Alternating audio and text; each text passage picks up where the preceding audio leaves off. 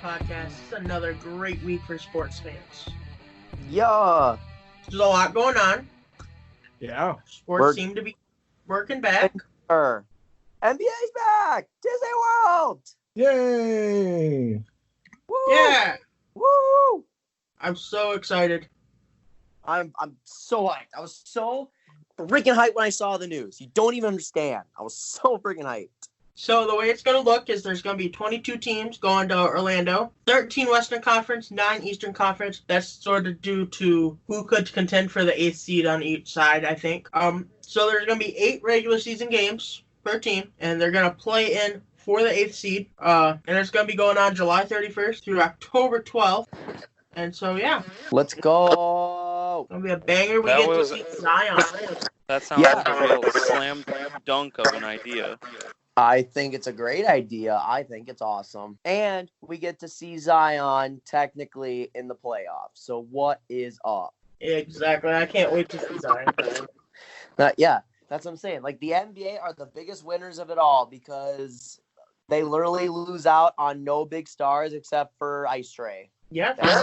Sad, though, that Vince Carter is now done, though, like, officially. That is sad, but I mean, he went out on a high note. He went on a damn high note. Like I said, the NBA had to take a break before he did. Mm-hmm. What a legend. So guys, who do you think is going to win the chip? Pelicans. Lakers. Lakers. The only correct answer is actually like the Lakers. But Pelicans. It's gonna be Lakers or Clippers. It's gonna be one of those two teams, and I'm going the way.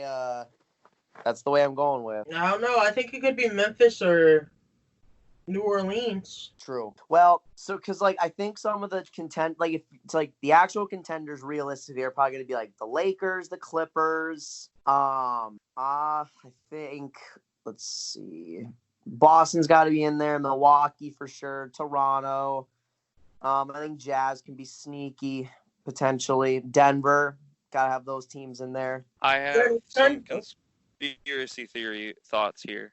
Right? So they're doing this at Disney World, right? And Disney World is the place where dreams come true. Stop. Right? Magic are not winning it. This isn't the Magic this time. Oh. Although this is the place where magic happens. But besides the point, Zion made every Pelicans fan ever dream that they were going to win a finals very, very soon. Yes. What about this year when they're at Disney World, the place where dreams come true? As wonderful as that would be, as I would love to see Zion take the chip, it's not going to happen. Well, it might, because Zion's going to be Zion, right? This is just a fact. Lonzo's going to ball like himself, and then the other guys are going to show up. Well, I mean, I could say that about any team, but you know what? Let's go for it. Yep. SighSquadPod's pick to win the championship is the New Orleans Pelicans. Yes, it is. I don't know about that, but Yeah, it is. I wouldn't associate myself with that pick, but neither. Well, Noah, you have your whole other podcast to associate with whatever you want. You know what? You're right. Fuck it. Pelicans in 5. I don't have a Pels in 5. Nobody cares what you think, Ben. Ouch. Ooh. Who do you think, though, Ben? The Raptors win the chip. I think the Raptors have a good shot to win the chip. No, it's going to be the Lakers, and they're going to dedicate to Kobe. Everybody's going to cry, and then, I don't know. I don't want to believe the NBA is rigged. It's not rigged, but they're going to have Kobe's spirit guiding them. Exactly. Yeah, it's going to hard to argue with. Spirit, and you also have the greatest basketball player of all time, and LeBron James helping you out trying to win a chip. Second greatest. No, I said what I said. I said what I said. Second greatest. You're right, though. I think that if LeBron does win the chip, I think that solidifies him as the greatest. I think it's gotta. That's only because the ghost of Kobe was helping him cheat. Stop. Hear me out. We're going to be watching these, and there's going to be so many times that the Lakers get a lucky bounce, and we're going to be like, Ghost of Kobe. Lakers are going to have six guys on the field, and one of them is going to be the ghost of Kobe Bryant. That's not fair. Well, I'm not gonna lie to you. I think the LeBron's just gonna play damn well. I think AD's gonna play well, and like I said, they certainly have that extra motivation. That is for gosh darn sure. So I guess since the Lakers are going to have the ghost of Kobe, that playing against them would be a scary matchup. Oh, Wow, is that the whole reason you were saying that, just to set that up? No, me saying the other stuff just made me think of that. It really just flowed. Oh. oh. Well, you know something else that really blows? What? The MLB's proposal to players. Yeah, they're not gonna have a season. They're not gonna have a season. Baseball's kind of fucked. Yeah. I don't Like- know. We may never get Like- MLB again. Well, no, I won't say that. But baseball's fucked this year. Yeah, I think if baseball wanted to come back, they needed to have, I don't know, not necessarily have better ideas, but they needed to nail these proposals a long time ago. Oh yeah. But at this point, they might as well just cut their ties and start getting ready for next season. Yeah, no, I 100% agree. Because the big thing they wanted to do is they initially said they wanted a deal done by June. It is now June 8th.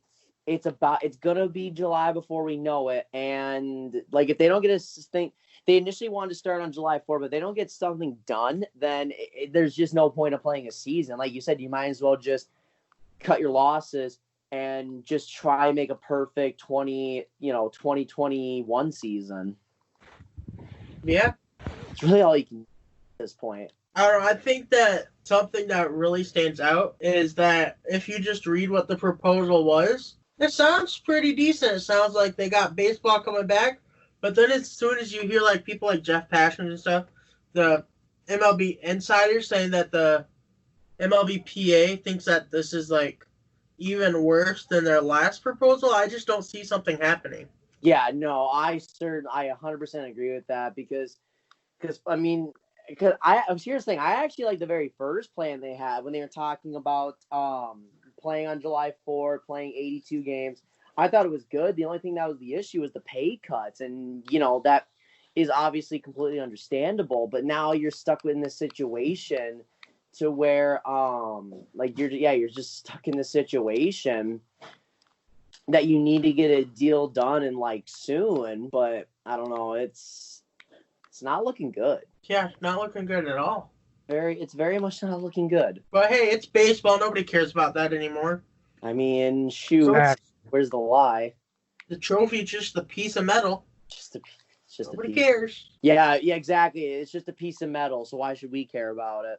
Exactly. And no, but like I said before, this is just gonna suck because this is just gonna hurt the popularity of baseball, something that already just doesn't need anything worse than it go with it right now. And now this is going to happen, and people are just going to forget about baseball, especially with basketball going this late into the season. Like it's going to be crappy for baseball. Yeah, for sure. And I think something that makes it even worse is they went out. The last thing people remember about baseball is the scandals and stuff. Exactly. And so they just went out on the worst note possible.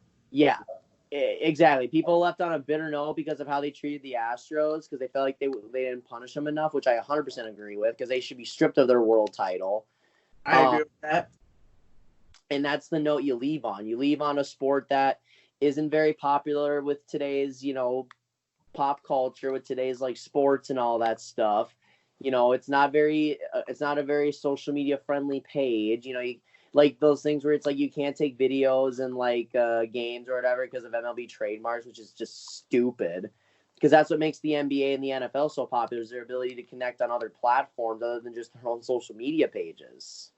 And now you're stuck with this, with no one's gonna be watching baseball, with like football about to take center stage.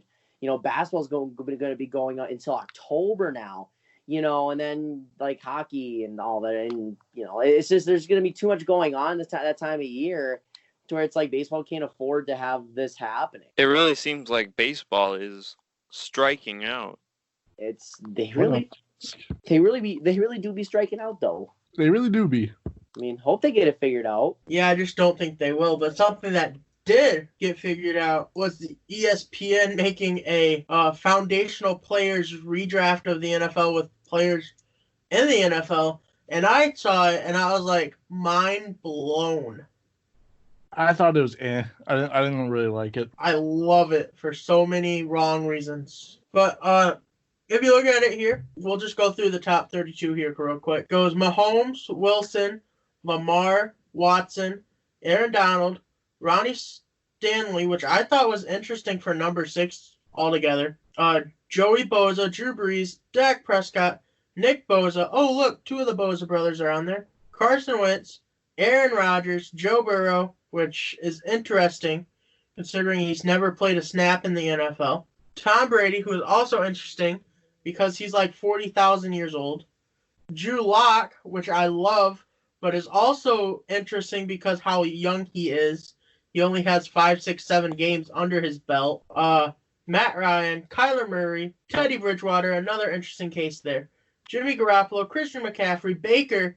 Baker What a Mayfield. sad, He is sad too. one there. Michael Thomas, Sam Darnold, Khalil Mack, Ryan Tannehill, D-Hop, Mike Evans, Matthew Stafford. I love the respect given to Matt Stafford there. Tannehill is also way too high. Yeah, Yeah. definitely agree there. Tyreek Hill, Tua, also never played a snap in the NFL. George Kittle, and then Stephon Gilmore. And that's the first I don't round know. picks. The more I look at this list, the less I like it. Yeah, I actually was just kind of thinking that. I don't really like this list. I don't either. Like, So here's my thing. So this is like what the foundation? Like this is the player you build around? Is that what I'm getting out of it? Yep, so for each team, they picked 4 players for a franchise to build around. So, like, for the Broncos, for example, they had Drew Lock, Isaiah Simmons, Cortland Sutton, and Travis Kelce. Okay. And you build a team around those 4. I'm trying to find a really good example here. I like the top 5 picks. Yeah, I have no issues with the top 5 picks, like at all. It's after that where I'm just kind of like, oh, this is looking shaky. Like, so You're like, 40-something-year-old Drew Brees at 8, Dak Prescott at 9. like to build around, it's just like okay, like even like Aaron Rodgers. I mean, if we're talking about purely building around them, it's like, I mean, I'll take Rodgers over Brady and Breeze. I think Dak Prescott's too high. I don't know. Rookies are interesting. Rookies are tough because obviously they've never played a snap. Like, why is Ryan Tannehill there? I would never build my franchise around Ryan Tannehill. No, I wouldn't. Ever. I would never be the 40. Well, I guess it's different because they're pick 31, but I would never build my draft or my team around George freaking Kittle. Even though he's great, but like, I don't know. This is weird. So, would we maybe want to do this, like, Yes. ourselves? We can do it Yes. better. All right, folks. Stay tuned and watch future episodes of the podcast to see if the SighSquadPod Yeah, look for it coming in the next a couple of fantasy weeks. draft that's better. Yeah. It will be. So I found a really good example of a more diverse build for a team. The Jaguars, according to this, would have Dak Prescott, Danielle Hunter, Juju Smith-Schuster, and then Marshawn Lattimore. That'd be solid. All players are under 27, so they're all very young guys to build around. Right. And they actually have, like, why people are picking these. So from what it looks like, different people drafted for different teams. And what this one says is, I wanted players who are 27 and younger, who will raise some eyebrows and have elite moves. Yeah, I would Oh. definitely have a young team. I definitely agree with that. But like, I would have better core. Like, I would draft Carson Wentz out of Dak Prescott. You know, I don't know. I'm also Another example. Oh, sorry. Another example. not the biggest Go ahead. You're not the biggest what fan, I'm sorry? Dak Prescott guy. That's fair. Another example here would be the Cardinals, who wanted to build a win-now situation with Drew Brees, Chandler Jones, AJ Green, and Patrick Peterson. And that would be the way to do it. So I think it just depends on, like, team philosophies. Yeah, and I'm guessing that's what Tampa probably went with too, with getting Brady that high. Yeah, next few weeks. See that coming. I actually have a really good idea for that, so that's kind of why I brought it up. Perfect. What do you guys, real quick though, what do you guys think of McCaffrey being the first running back taken? Oh, deserving of it because he is, first off, the best running back in football. He is the perfect model of what a running back needs to be in today's NFL, and he's the best at it. So therefore, should be the first running back taken. Fair assessment. Who's the next running back off the board? Find it here. It's not in the first round, so it would be Dalvin Cook. You. Wow, that worked out perfectly. I'm really disappointed. I was actually expecting it to be somebody else. Saquon's the next one. Jesus, how is Saquon below Dalvin? They're high on Dalvin because he's young, has a lot of potential, I guess. I don't know. Yeah, I was just, so is Saquon. Saquon's better than Dalvin. Stupid list. Stupid. Yeah, But where's Derrick Henry, who can be a one-man offense? Derrick Henry's the next one. Like, actually, I need to save this discussion. I'm saving it for our next segment. There we go. Actually, probably 2 segments from now. Or we should just do it next because we've already kind of segued it. We already teased it. So Dalvin Cook is a dumbass. Yeah, he's gonna hold out. He wants Christian McCaffrey money. Yeah. He wants $16 million a year. Ha, funny. Yeah, exactly. The worst part is he wants it from a team that has been notoriously broke the past 5 years. Yeah. Plus, has Dalvin Cook even played a full season yet? No, Nope. He has yet to play a full season his entire NFL career. Yeah, that's funny. I think that this could get him either cut or traded by the. You know what's going to happen? It's literally just going to be a Melvin Gordon situation. I promise you, it's just going to be Melvin Gordon. He thinks it's going to work out for him, and then again with Alexander Mattison there, he's going to realize oh wait, this team can play without me. I guess I better come back so I can salvage something of a paycheck I have, and then he loses money, and then he gets cut or traded. That's literally. I don't see how you could foresee anything else happening. I feel like that's honestly the situation with literally any running back in this league right now. Yeah, the only running back that has had it work out for him in the last 5 years has been Zeke Elliott. Yeah. That's literally it. Which I don't know how that even happened. I mean, don't get me wrong, Zeke is good, but he's great. He's one of the best running backs in football. Well, yeah, but right. But again, Yeah, I agree. Because as you guys know, I'm very anti-paying running back. So it's just I would never pay anyone that high of money. The only person I would be Saquon or Christian McCaffrey. And that's just it. Dalvin Cook is not the best, not even, he's arguably a top 5, not even top 5 running back. Arguably. Because think about it. So you're going to have Saquon, you're going to have Zeke, you're going to have Derrick Henry, Christian McCaffrey. I didn't even say Christian McCaffrey, and he's the best of them. Christian McCaffrey. And then, you can have, then you have your Nick Chubbs. Some people would say Alvin Kamara. Well, maybe not Alvin Kamara, but I would say Alvin Kamara. I mean, I like Alvin Kamara more than most people, but. Well, I mean, Alvin Kamara is still one of those dual threat backs. Oh, he's probably the second best dual threat running back in the NFL. Yeah, I mean, Alvin Kamara. Yeah, no. Alvin Cook top 5. Yeah, that's just it. I don't even know if I put Dalvin Cook top 5. It's very debatable. I'm sure you could convince me one way or another. He had a really good year last year. He was on pace to win the rushing title. But then what happened? Which has happened every year he's been in the NFL. He gets hurt. And do you really want to overpay, fuck your team's salary situation for that? No, it's not worth it. Especially when you can get just as good a production from Alexander Mattison. Yeah. Very dumb by Dalvin. Very, very stupid if the Vikings fall for it. Very stupid. Yes. But I mean, if you're gonna get a team to pay you, it might as well be the Vikings. They already overpaid Kirk Cousins. This is true. This is a factual statement. So you never know. You're right. We never know. We'll find out. They'll cut Adam Thielen or something next year. They'll just sign Dalvin Cook to 5-year max contract. I think that's a splendid idea. Yes, Lions win the North. I think that's a splendid idea if they get rid of Adam Thielen. The Lions still probably wouldn't win the North Probably not. because they're probably going to lose Matt Stafford after this year. Oh, yeah, definitely. They're, without question And Matt Stafford might actually just end up going to the Bears at this point. which would be kind of lit. Honestly, that would make the Bears a Super Bowl team. That's facts. They'd be Super Bowl contenders again. They really would. God damn it. Well, we need to get the Bears in franchise mode. I've been waiting for it. I literally want the Bears. I have it this week, so I hope I get the Bears. Oh gosh, you already know. Like I said, I've just been I literally want the Bears more than I want the Rams. You know what happens if I get the Bears, right? I know what's gonna happen. You're gonna give Mitch Trubisky a max contract extension. 10-year, baby.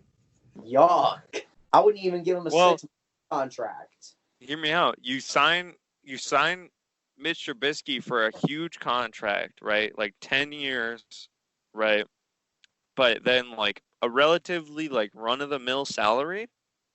Then for the next 10 years, as he progresses, which I mean, in theory, you should always get better to some degree. Which he hasn't, by the way. Like he kind of has. Nope, he literally hasn't. He definitely had a better year last year than he did the year before. Yep, and look what happened. He didn't get better. He has not gotten better.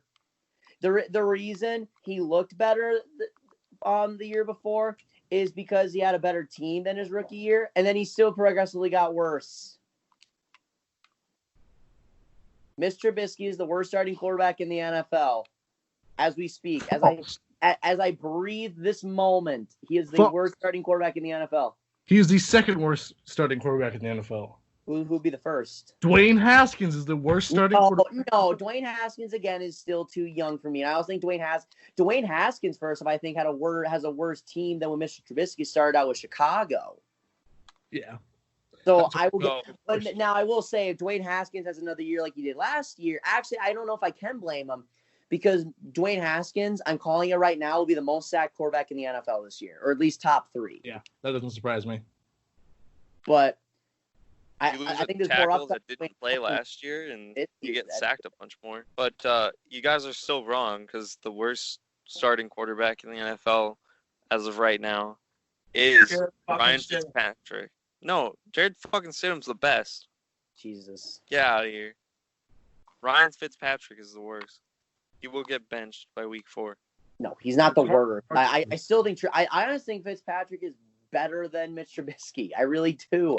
Like, Mitch Trubisky's so bad, guys.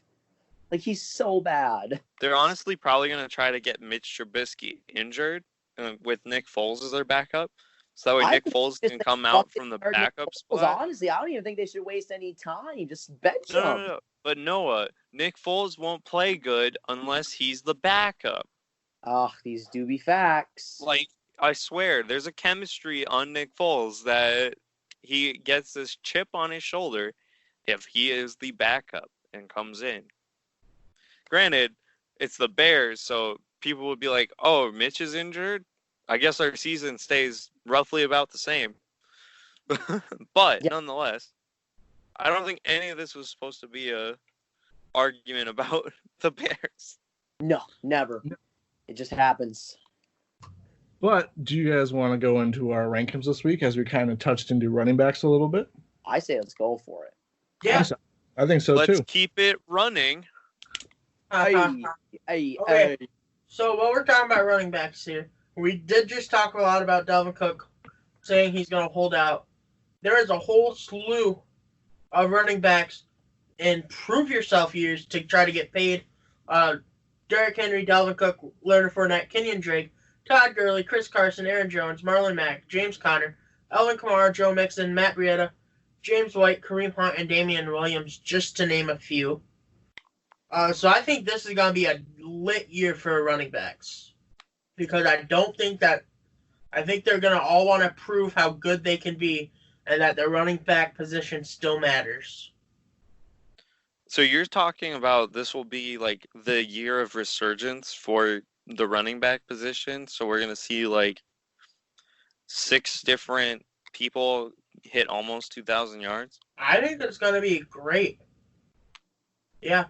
I think that if it's gonna happen ever again, I think this year's the year, especially with all the young talent right now. I do not. But I think honestly, is for as long as I will still be alive for football, I think it's just gonna. I don't know if anybody will catch that single season record unless someone really just has like an insane year, like an Adrian Peterson type year. But we haven't seen that in a year like that, and gosh, that's now 8 years. And before that, we didn't see it for like 5 years. It's just the NFL is just getting away from the running back. It's a dying position in the NFL. Now, there's not saying there's not a lot of talented running backs. Of course there is, but it's just not a position I would overpay. It's not a position I would worry about trying to sign. It's just not my top priority anymore. I almost feel like the NFL might see a shift over time here. I don't see it shifting anytime soon. Well, as quarterbacks have been more of the mobile and the running threats, I almost feel like we're going to see a lot more teams. But then they're going to use the quarterback, not the running back. Yeah, that's what I'm saying. The shift is going to be like wavering out the running back position into just quarterbacks that can run and wide receivers and like tight ends. Yeah, pretty much. And that's a good point. That's just another reason why it's just going to keep going away. Which will kind of turn the NFL and football into a league where short people just kind of can't play. Yeah. Even if you have all the talent in the world, if you're short, it doesn't matter because you'll play running back and you'll be out by your first contract, no matter how good you are. No more short people. Sorry, Darren. I would say sorry, Tariq. Yeah. Well, you guys want to get started? I was going to say, while we're dissing running backs, let's just rank them. Yeah. True. Okay, so we got a long list here, so might as well get started. First off, we have Kenyon Drake. Above average. I agree. Brendan, what do you say? So I had some doubts with Kenyon Drake, and then when he got traded to the Cardinals, was like the third string guy on the Cardinals depth chart wise when he got moved over, and then still just kind of had a monster running game. I would definitely say he is above average. Yeah, screw it. Let's put him above average. Perfect. Next, we have Chase Edmonds. Average for now because I want to see another year of what he did last year. Yes, I think he is a game changer, but I think he belongs in average because he's not going to be like the main guy. Well, I think it's up for debate at this point. 'Cause the thing with Kenyon Drake is Kenyon Drake's just one of those like speedster guys. You can use him in multiple ways, but I think Chase Edmonds, it might kind of just be the better route for like being the starting guy to get more carries, but it has nothing to do with like the talent or anything. It's just how Arizona wants to run things. I don't know. Well, I think for like right now where Arizona's at is, I think Kenyon Drake is in their one slot, and that's why I'm saying that. Yeah, Chase Edmonds.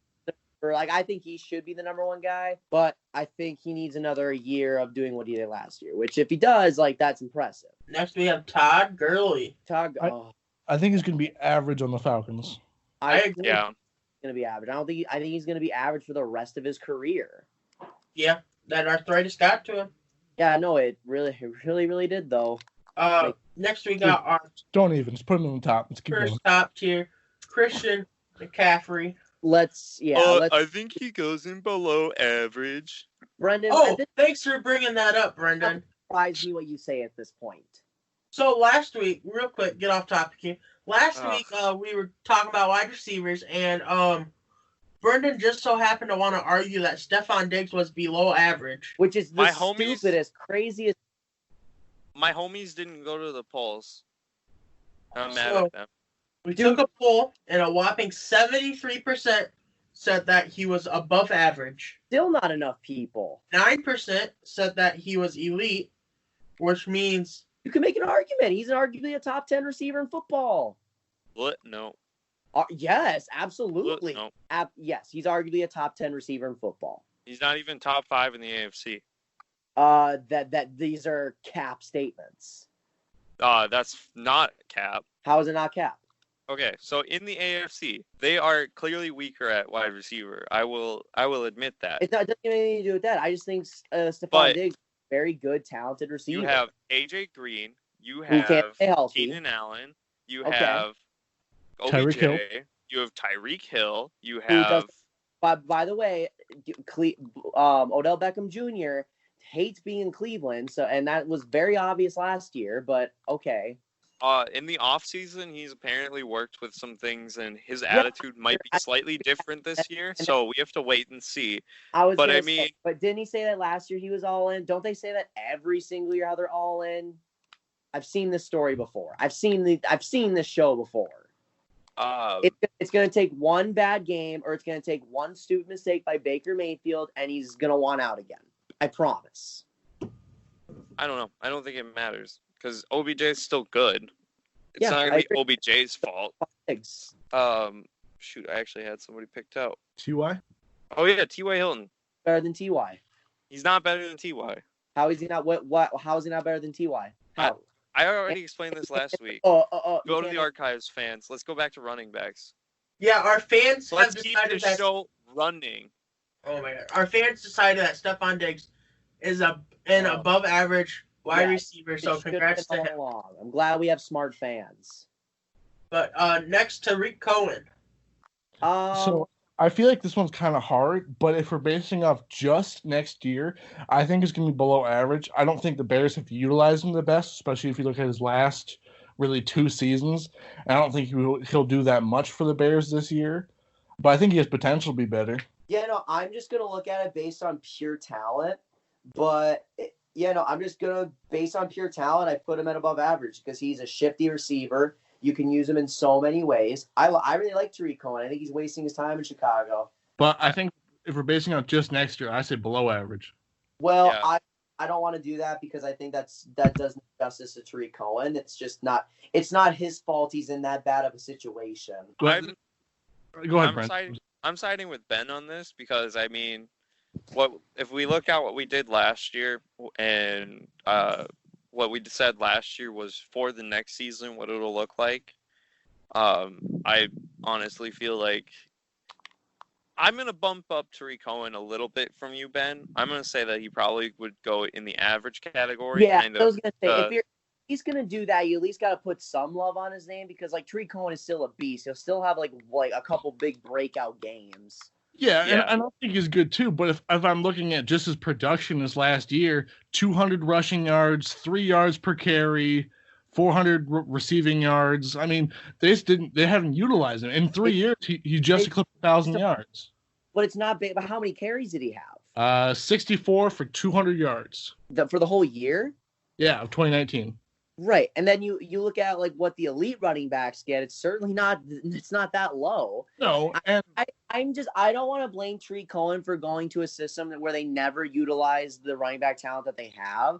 Now, to be fair, it's kind of like what I've been saying. Like, running backs are easier to replace, and Chicago has that same philosophy. So I mean, kudos to them for actually sticking to it because they are right. It's easy to replace a running back. I don't know. I'm just not going to rip on Tariq Cohen because he has a lot of talent and a lot of, like, if you were to go on a different team, he'd be a number one running back on a good amount of teams right now, or at least a few. And if Tariq Cohen was on another team, I would put him above average, but he's on the Bears, so. The problem is right now Tariq Cohen is the number one guy on the Bears in quotation marks, which means that the second guy, which is the next guy on our list, David Montgomery, is going to receive more love. They've been doing the same thing ever since Jordan Howard. No, before Jordan Howard. Why am I blanking on his name? He's one of my favorite running backs. Oh my god. The guy that went to the Jets. Matt Forte.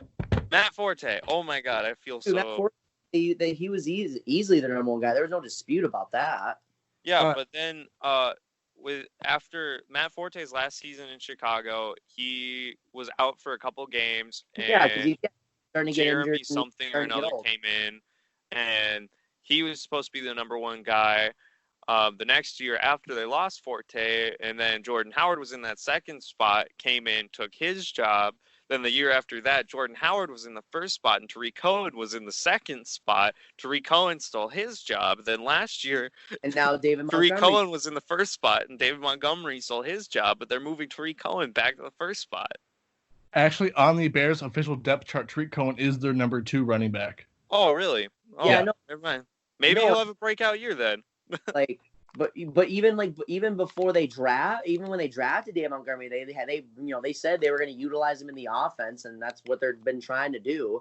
I just think it's a shame it's at the expense of Tariq Cohen, who is an above-average running back talent-wise. Looking at next season. Go ahead. Tariq Cohen is definitely like the archetype of the future running back, one that can I be think just a threat in the passing game. If we're doing a mix of talent and potential, then you have to at least put him at average, at very least. I'm okay with average. I am Average. too. Okay.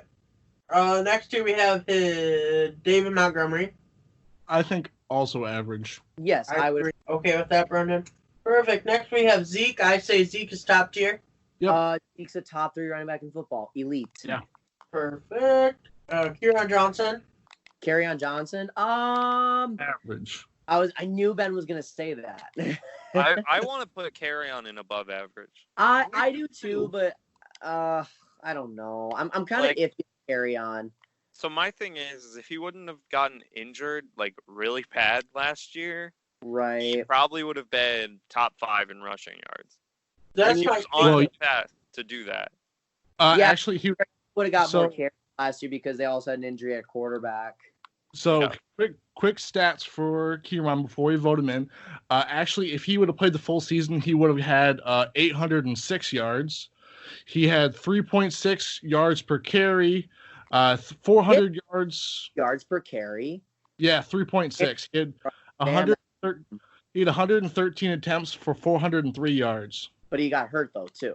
He got hurt. He played 8 games. He played half the season. Ooh, yeah, I'll put him at above average because give him a full season. Like he's talented. He's got a lot of talent. I think average just because, I mean, if you would have given him a full season, based on his performance, he would only had 800 yards. Yeah, I mean- but with that terrible Detroit Lions team, that's not bad by any means. Well, and I think, you have to factor in he's still on that Lions team. Again, I think he could be above average on different teams, but I think the team he plays on is definitely going to factor in his production. I suppose we can't have too many above average players on Detroit. Yeah. Marvin Jones. Marvin and Kenny Galladay. Oh yeah. I'm okay with average. Yeah, I mean, I'm Average. above average, but I won't refute average. I won't lose sleep over it. I'm kind of with no on this one. Okay. Next we have our first rookie, DeAndre Swift. So here's the thing. Well, actually, now that I think about it, yeah, I will put Kerryon Johnson at average because I think DeAndre Swift has a good chance to take his job. I agree with that 100%. So, I mean, I'll put him at average for now because I don't know what I'm getting, but based on what I know about DeAndre Swift, Yeah. you know, like I hate to say this word because it's in his name, but he is a Swiftie running back. He's quick, he's strong for his size, and you can use him in the pass game. So I think he has the potential to be good, but I'll put him at average for now. Rookie rule, throw him in average. Yeah, I'm fine with that. I want to go first for the next one. Okay, Aaron Jones. All right, I'm listening to my spiel here. I'm gonna say Aaron Jones is an elite running back, and this is why. Of course you are. So if we're looking off last year, he had the most rushing touchdowns in the league. He had the third highest yard per carries behind Christian McCaffrey and Derrick Henry. He had more touchdowns than Zeke. He had more yards than Saquon Barkley. He was a better receiver than Alvin Kamara. Based off last year's production, and I think what he's going to do this year, I think he's definitely elite because he had better stats than a lot of guys that will also be in the elite category.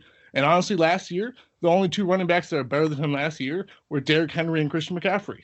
So here's the thing. So he had more receiving yards than Alvin Kamara, who didn't play the full season here. I didn't say more. I said he was a better receiver. So technically, Aaron Jones had 30 less. Alvin Kamara did not have a full season because when healthy, Alvin Kamara is easily a better receiving running back.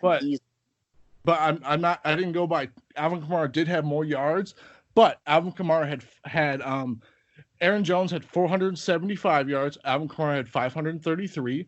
But Okay. Alvin Kamara had 533 on 81 receptions, and Aaron Jones had 475 on 49 receptions. So Aaron Jones had almost higher yards per catch. Aaron Jones' yard per catch was 9.7, and Alvin Kamara's was 6.1.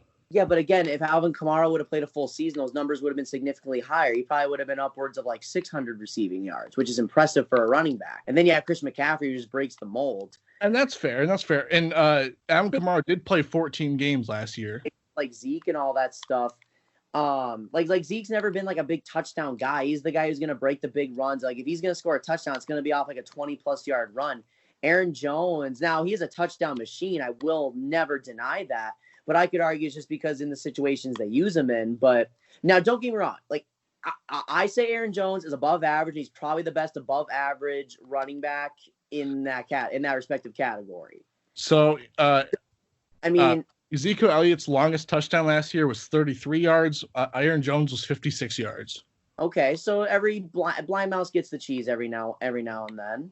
Everyone has a break. Everyone has a breakout moment. So, because here on the podcast we have mutually taken a stance that Lamar Jackson is a quarterback and not a running back. Yes. Right?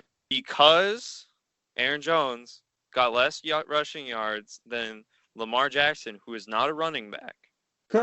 I would put Aaron Jones in the above average category, especially since if you look at like the rushing leaders, Aaron Jones is 12th for yards, behind a lot of players. Most of them are going to end up in this top category, but about 5 or 6 of, or no, sorry, that's too many for 12. About 4 of them are going to end up in the above average category. And I think one of them might actually end up in the average category, mostly because of things they've said. Oh, don't spoil it. Not going to spoil it. But therefore, that's why I'm saying Aaron Jones belongs in the above average category. I definitely think he is a good back, and I definitely think that the Packers do use him to his full potential. Like, yeah, for having their quarterback, they use him perfectly. Yeah. So I think I'd agree with the above average. Well, he does have some aspects of being an elite receiver or a running back. I think he just fits better at being the top of the above average versus the bottom of the top average. Yeah, because like I said, if we put him at above average, he's probably the best above average running back in the NFL. Like in our category, he'd be the best running back in that category. I tried. You did try, and you were very convincing. No, and that's the thing. Like I said, Aaron Jones is a damn good running back. Like don't get it twisted, anybody. Like he's very good. I just don't view him at like when I was naming off like my top 5 guys. Like Aaron Jones is certainly in like the top 10 without any shadow of a doubt. I just don't put him in like that top 10 top 5 category, which for me is like those are the elite of the elite guys. So, but again, Aaron Jones could do this again next year, and then it's like, damn, it's hard to argue not putting him as an elite running back. So, fair. Next we have his backup, if I'm not mistaken, in Jamal Williams. Yep. Jamal Williams is quite good, if I remember right. If I'm thinking of the right guy. Yeah, I mean, Jamal Williams is good. He's a solid backup. Yeah, I'd say average. Yeah, I would say average. Like that's not being mean. Like that's just like, hey, he's a good backup running back. Yeah, I think so too. Like kudos, my guy. Rookie here for the Rams, Cam Akers. Average. The reason we drafted him is because he's used to playing behind a battle line. Pisses me off. We could have J.K. Dobbins. That's all I gotta say about that. But Cam Akers has a lot of potential, though. Like, he's really good at, like, you know, I understand he played behind a bad offensive line, but he's a patient running back. He has a good mix of athleticism and power. I like Cam Akers a lot, but I don't know. I'm just still bitter we could have J.K. Dobbins. That's right. I think he belongs in the average, probably. Just Salt Bay, that's all. Yeah, I'd put him in average, mostly because of, like, the rookie rule. It kind of works in 2 ways. Like, on one hand, we're not going to, like, overestimate their potential, but we're also not going to underestimate that there is potential there. Yeah. So if we put him at average and he blows up, he's good. If we put him at average and he does, you know, next to nothing, I mean, it doesn't make us look bad. I really hope he does. next to something, though. I'd be really sad if he didn't. That would be sad. Next, we have Daryl Henderson, his backup. I know nothing about him. I'd say below average. Yeah, Yeah. I will say this, though. I will say this, though. He didn't get a whole lot of carries last year, but the fact that they view Malcolm Brown as a better option is probably not a good sign. That's because very fair.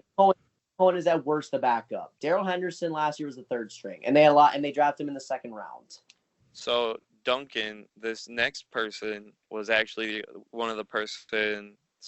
Well, it was actually one of the persons I was alluding to when I was talking earlier when we were doing the whole Aaron Jones debate.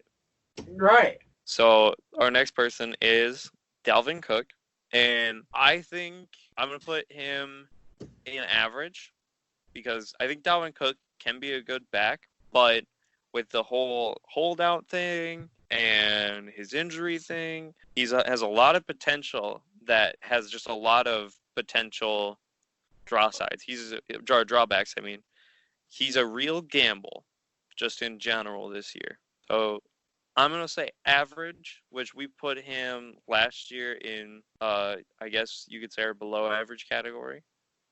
Not our bottom category, but our below average. I'm going to agree with you, Brendan. I think just because of how big of a gamble he is, honestly, if he played, even if last year he played the full season and he wasn't going to hold out this year, he might be above average. But the fact that he hasn't played a full season, he's a gamble, now he wants $1 bajillion, I think average. I'd agree with that. I mean, he definitely has potential to be an elite player, but he's making dumb decisions, and that's going to cost him. And just to let you know, the stats that I was looking at, he falls at 10th place for rushing over Marlon Mack and Aaron Jones at 11 and 12. Yeah, yep. So that's why I was referencing him earlier. Fair. I still think he's above average. Like, he's still really good. He's a top, he's arguably, you could have that conversation with me about him being a top 5 running back. I won't agree with you, but you can have that conversation with me. There's a lot of talent there with him without question. I just think he's being a dumbass, but I don't think it takes away from the talent that he brings. Obviously he can't stay healthy, which is my biggest concern with Dalvin Cook, but smart ball carrier, fast, I shouldn't say that, but he's got good breakaway speed. Strong, patient running back. Like, he's solid. Like, but more than solid. Like, there's like there. It wasn't by mistake that he had the chance to win the rushing title this year. Like, that wasn't by mistake, especially with that offensive line he has to play with. But I just think he's being stupid, and I don't think he's worth that kind. Which you could also be like, well, no, if he's elite, you're gonna want to pick. Well, actually, I didn't say he was elite, so you can't even use that argument with me. But yeah, he's above average to me. But clearly, it is. Everyone's in consensus that it's average, so I can't refute it. I definitely think if he wouldn't have said he was going to hold out, I think I would have put him in above average. But just him saying he's going to hold out, I don't know if we're going to see him play this year because I don't see the Vikings signing him.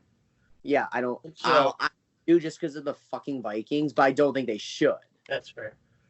Still speaking of the Vikings, though, we got Alexander Madison. I'm actually pretty high on this guy. He averages 4.6 yards a carry. Yep. Had 100 rushes, 462 yards, and a touchdown. He's not the guy that's going to be the number one guy on a team, but he's definitely one of the better number 2 guys in the league. Yeah, so he played 13 games, had 100 attempts. You said 462 yards. He did have that one touchdown. His longest rush was 35 yards. So just an interesting stat for you about average yards per carry in rushing last year. So tied at number 1 with 6.9 is Lamar Jackson and Jeff Drixel. Oh, my man, Jeffy D. Yeah. I was curious and saw that and thought I would share. 6.9. I like it. It's fantastic for Jeff Driscoll. Are you guys okay with him being average? I'm okay with it. Yeah, I am too. Yeah. I could see him moving himself into the above average category throughout the season, especially with all the bullshittery from Dalvin Cook. I agree. Alvin Kamara. Elite. B. I would agree with that. Top tier. Above average. Above average, Ben. Why? Because if Aaron Jones is above average, Aaron Jones is better than Alvin Kamara, and I will stand by that. See, and I would disagree. Alvin Kamara is arguably a top 5 running back in football, so therefore, elite. Elite. I mean, Aaron Jones was better as a rusher and a receiver last year, but fight me. Just because stat shit, sometimes you gotta look beyond the stats. Aaron Jones played 4 more games. 2 more games. Alvin Kamara played 14. No, those two don't make a difference. I thought Alvin Kamara only played 12. Well, next here we got Latavius Murray. I like Latavius a lot. I'll let you guys go first. I'm going to say average because I think Latavius Murray definitely gives you a very good relief back situation. Right. He is very good at getting consistent yards. He's not going to always break away for your mega plays by any means, but he can chip away, 3-4 yards 90% of the time. I definitely think he's not a terrible back by any means. So that's why I would say average. I am going to say below average. And I don't think he's terrible at all. I just think based off the people who would have an average, I would personally pick them over Latavius Murray. I mean, look at last year's stats: 146 attempts, 637 yards, 4.4 yards per carry. He had a 30-yard touchdown. This is longest touchdown his longest rush of the year. I mean, I think he's okay. I think with Alvin Kamara there's not a lot of opportunity for him to explode, but I think below average. No, because I guess here's my thing. I feel weird putting backups at above average. It just feels weird to me. But he's one of the better backup running backs in the NFL, and I do think there's a reason he was a starter in the NFL for a while. So he's average to me. There's nothing about him where I'm like, oh man, Latavius Murray's awful. Nothing about me says that. I'm just yeah, he's a really good backup for Alvin Kamara, who I don't even think they expected Alvin Kamara to be this good. That's fair. I mean, I'd be okay putting him on an average, because I think he's good enough to be in that average category. But I also understand the arguments for either way, moving up or down. Yeah, I mean, because honestly, Latavius Murray could be a starting running back on a couple teams in the NFL right now. Yeah, I'm sure. My thing is, I don't know if that actually is true. Well, no, okay, so. Because let's say you just the Saints just released him today, right? I think if Chicago signed him, he'd be the best running back on that team. But you were also just high on Tariq Cohen. I am high on Tariq Cohen, but I think Latavius Murray, he's the backup right now. Tariq Cohen may not be. I think if Latavius Murray was on the Bears, he would be the worst running back on the Bears. Well, not the worst. He'd be the third string. I extremely disagree with that statement. I don't know if I do. At least second string. It really just depends on what the Bears decide to do for their running back situation and their effectiveness. He could be a starter in Atlanta right now. He could take that job from Todd Gurley very easily. Todd Gurley's arthritis would give him the job. Hey, you told me what teams could he start for, and I'm giving you facts right now. Okay, but there's still free agent running backs that they could sign. You gave me a question. I am answering it. I said if he got released into the free agency pool now, and I actually didn't get to finish my thought. Thank you very much. Well, I'm just saying. If he got released in the free agency pool now, there's other running backs I would take before him. Me too. Honestly, so who's even really a free agent right now? Right now, who's a free agent for running backs? Well, right now, Devontae Freeman is a free agent. Yeah, Devontae Freeman's the only one who I would take over Latavius Murray right now. But quite honestly, Devontae Freeman has a bad case of turnovers. I thought of the perfect team for Latavius Murray. Who? The Tampa Bay Buccaneers. Yes, he could be the starter in Tampa right now. He could be the starter in Tampa, and that would give Tom Brady enough running game to make his offense better than the best offense in the league going to be, I should say, the Arizona Cardinals. Right. But he's still a backup right now, so I feel weird putting him in above average, so average to me. But I can't deny there's talent there. So, yeah. Cool. Next is Saquon Barkley. Top tier.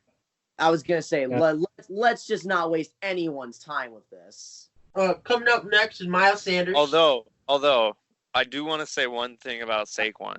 Oh my God. Last year there was one game where Saquon played the whole game, right? Was Sure. fine.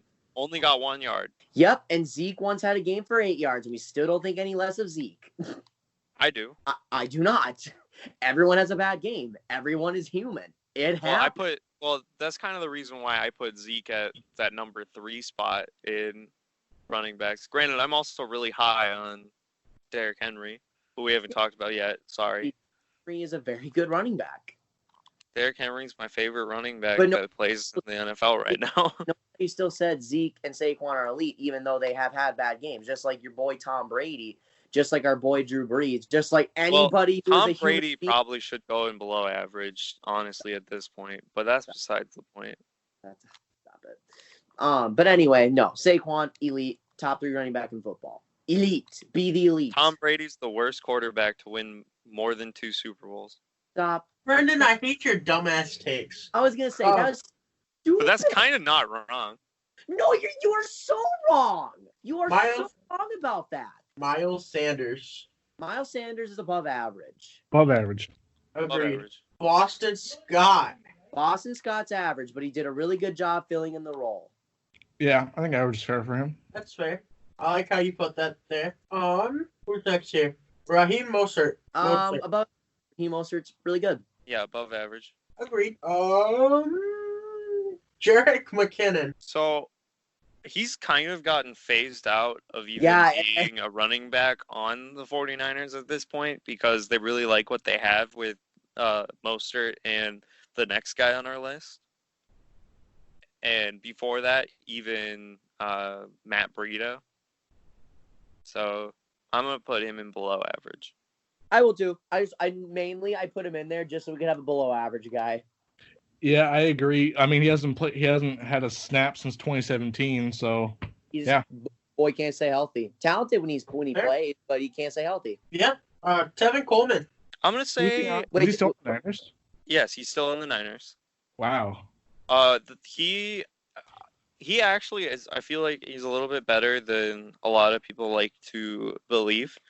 Yeah. I want to make an argument for above average, but I can't think of one.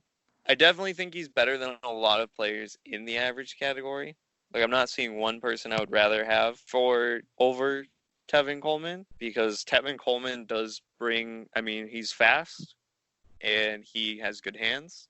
And honestly, with the 3-back offense that the 49ers had, like, there was some games that Tevin Coleman just went off, but there was other games that, Mostert was going off or Breida was going off. So, right, which makes me want to put him in the average category. I feel like Mostert's going to be the primary back this next year, but I definitely think Tevin Coleman will have some games that make him stand out. And I definitely think Tevin Coleman is important to that team. Yeah, I would agree. Average. Okay.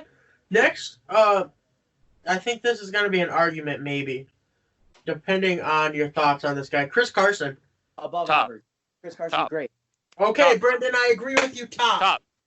Okay, Top. here's why. What? Here's why. Well, let me hear it. I'll hear it out. So, Lamar Jackson is not a running back. Okay. Right? He got 6th in rushing yards last year, right? You know who's not number 5? There are 5 people above him. Carson. And I think all 5 of these belong in the elite category. Henry, Chubb, McCaffrey, Zeke, and Carson. Carson is not better than Aaron Jones, but I will say he's above average. I think Carson is way better than Aaron Jones. I would agree with that statement. I don't think Chris Carson's better than Aaron Jones. Now, I will say this about Chris Carson. Chris Carson puts up those numbers of the worst offensive line and a scrambling quarterback in himself with Russell Wilson. Chris Carson belongs in the top category. No. I agree. And he's only 25. I would say above average, personally. Above average. He's not better than Aaron Jones. I think he is. He got top 5 in rushing yards, right? Yeah. Yes, he had 150 more rushing yards than Aaron Jones. Yeah. But he got top 5 in rushing yards. He missed about 1.5 games. Right? Yeah. It says he played in 15 games. Yeah, but he got injured halfway through in week 15. Like, it was bad. I think Chris Carson belongs in the top tier. I So agree. if we're going to compare him, Chris Carson had 7 fumbles, which is more than Aaron Jones.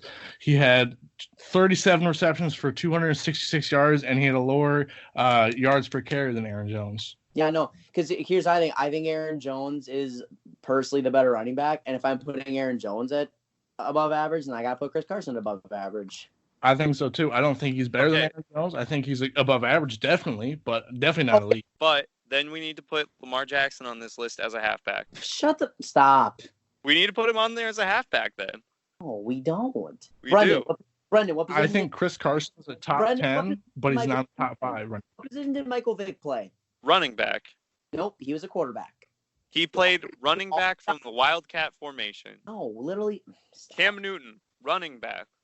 Why do you think he got cycled out once Christian McCaffrey came along? Because he was no longer the best running back on his team. Cycled out? Because Cam Newton's just a garbage quarterback. And No.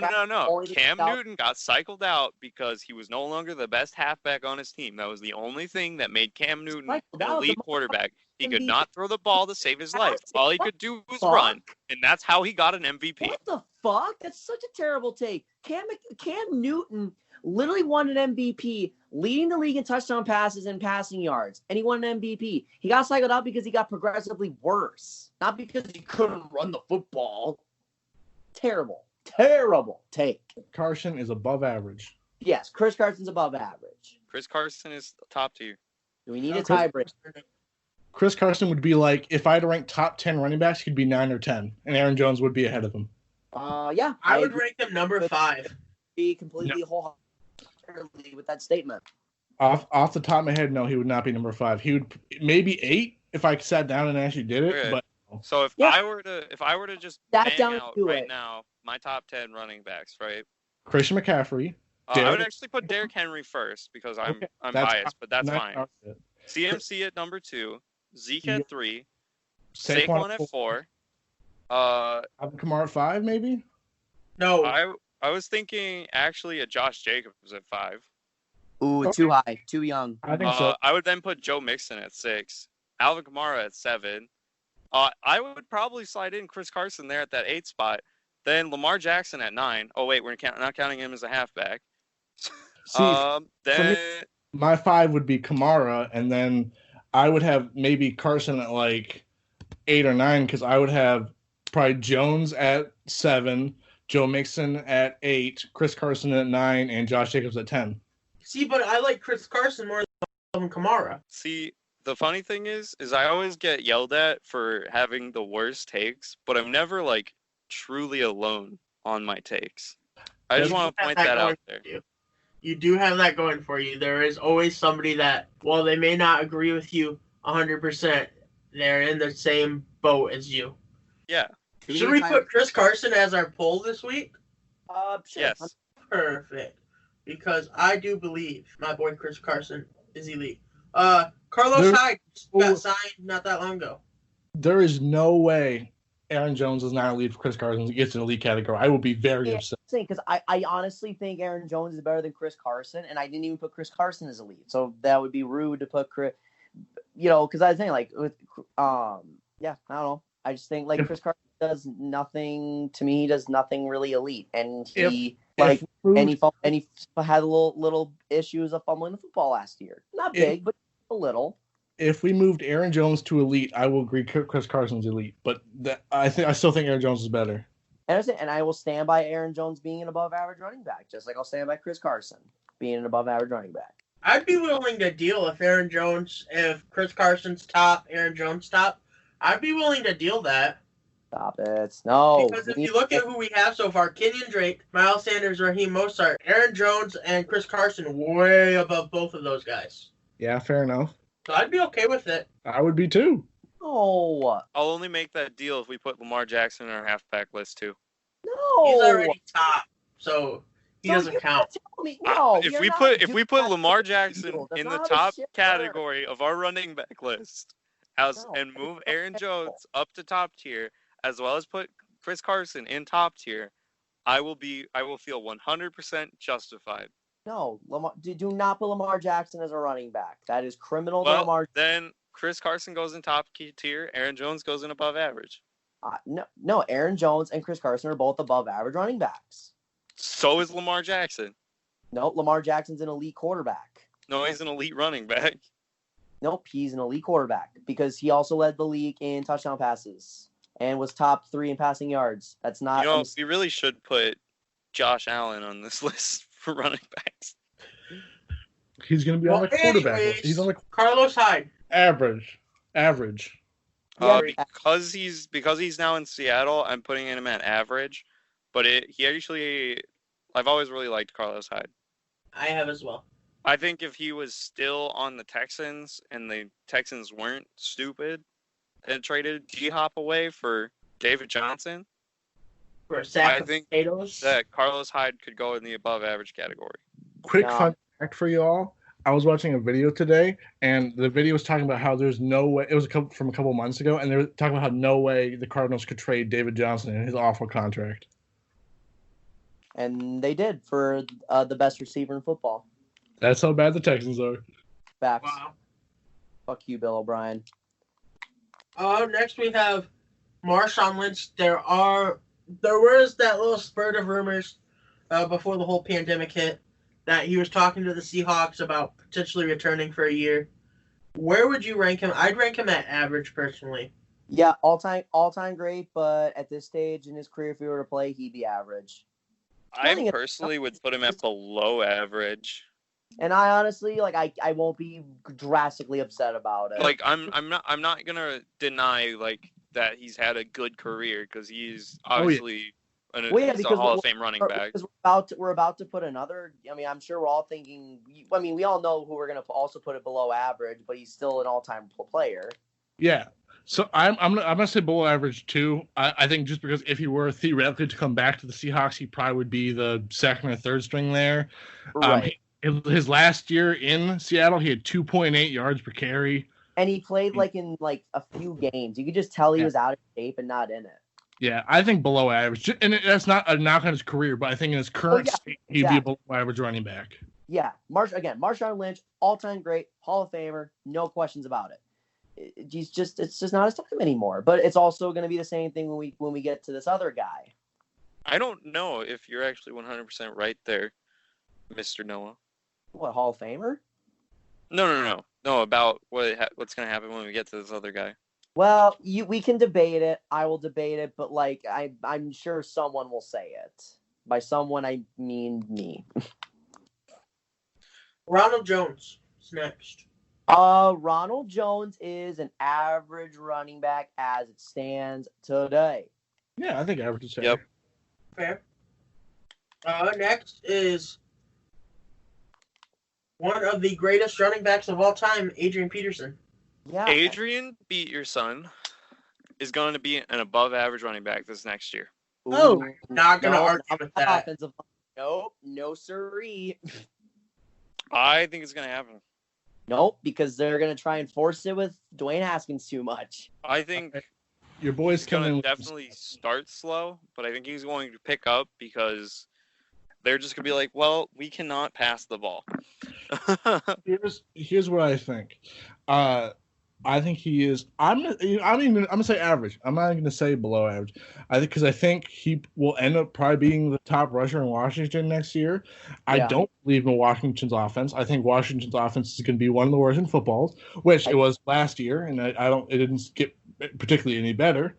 Last year he had 898 yards on 211 attempts. That's a 4 yard per carry. He wasn't used in the receiving game at all. He had 140 receiving yards over 15 games, but I think he's average. I think he will be an average level starter. I mean, he won't be the worst running back in the league, I don't think, this next year, but his days are numbered. Yeah, he's average, but I was thinking below average for a hot minute there. But again, I'm okay with him being an average. I'm just saying, I think Adrian Peterson is he's kind of had an underrated performance since, obviously his fall from grace. Yeah. So. I have no major refutes with that statement. I just when I think of the better running backs in football, Adrian Peterson doesn't come to mind anymore. Now, again, if you were to rephrase, Noah, name some of the best running backs to ever play. Adrian Peterson is one of the first 5 names I mentioned. All right, so average. Yeah, I have no issues. Okay. Next, we have Darius Geis. He'll probably, again, AP will probably be the best running back on that team next year. So, I'll let you guys go first. I'll see what majority is. Below average. Okay. Although, one highlight to Darius Geis's game is when he does run the ball, he actually does tend to get pretty solid yards. Yeah. He last year was 3rd on the list for average yards per attempt for rushing at 5.8. Obviously, after Jeffy D, and Lamar Jackson. The only thing I don't like about that, his average is, I said I was talking about averages earlier with running backs. He only that's only under 40 attempts. So his average is high, but I think if you would have played a full season, it would have been lower. Because he had a higher average than Derrick Henry, but Derrick Henry's obviously better because he plays significantly more attempts. Derrick Henry averaged 5.1, or sorry. Yeah. Yeah, 5.1 yards on 300 attempts. Yeah, he literally had nearly 10 times the attempts. Yeah. I'm going to say below average. He had what, 40 attempts last year? I don't know what his... He's probably going to get hurt again, honestly. Don't even at me. Yeah, below average. We need more bodies. Yeah. All right, Mark Ingram. Above average, without question. Yeah, he's a part of Ground Force One. Yeah. So I think the fact that he's on the Ravens helps him here.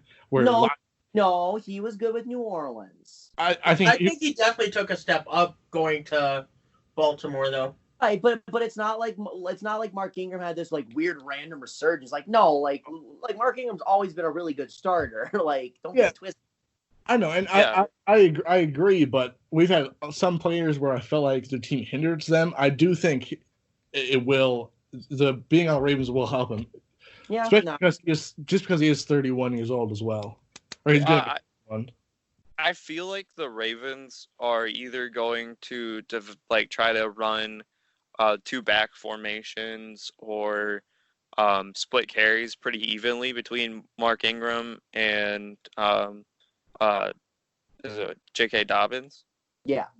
I think they're going to try to, because I think Mark Ingram being there is really good for the young running back and Dobbins, because mentorship type thing, as well as just the more bodies that the Ravens have to run the football, it seems like the better they've been. Yeah, I think above average is fair for Mark Ingram. They've even pitched it to Mark Andrews. Next, you're talking about him, J.K. Dobbins. I think he's an average because he's a rookie. Average, but again, with him being in Baltimore, he can be really, really good. But I don't think he's going to be the best running back on his team. So, they're not. Devin Singletary. Above average. Devin Singletary is really good. Yeah, I'll agree with to above average. Yeah, he was really underrated in Buffalo last year. Really underrated.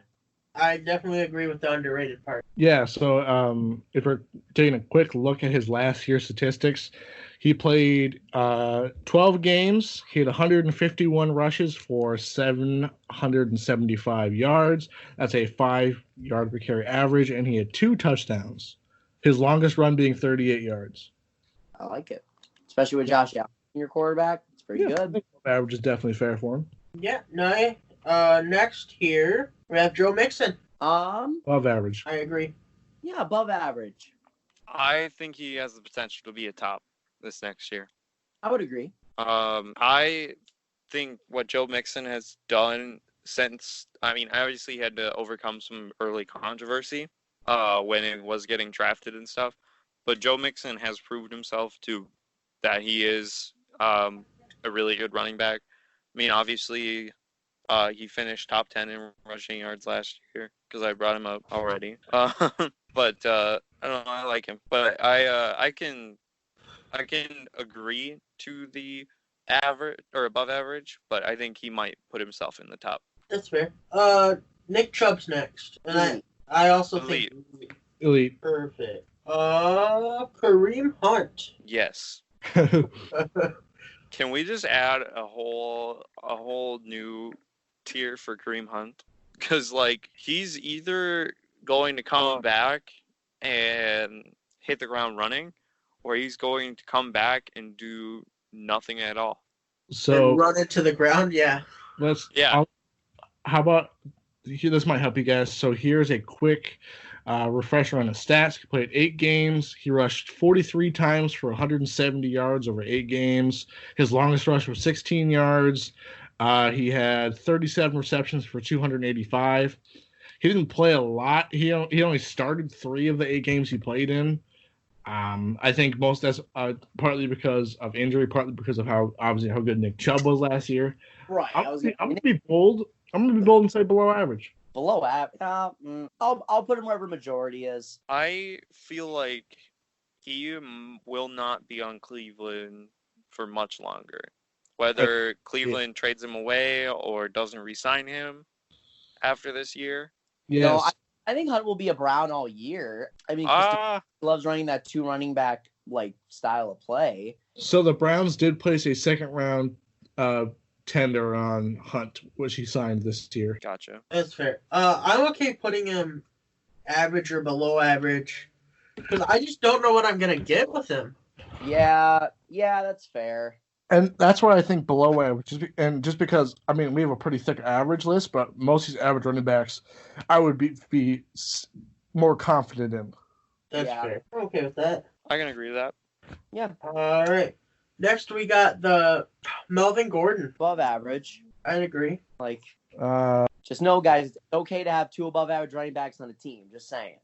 Yes, it is. Like, it's okay. Like, I won't be offended. No one will be offended. I don't think anyone. I would put Melvin Gordon in above average. I was going to say below average. What? Whoa. Ooh, that's.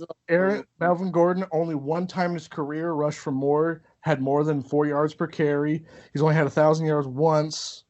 I don't think he's a good fit for the Broncos. I don't think he's going to see much playing time for the Broncos. Whoa. I think he I think Melvin Gordon is one of the worst free agent signings of this last year. He's had 3. He pretty much every year of his career, he's had like either 3.8 or 3.5 yards per carry, which isn't very good.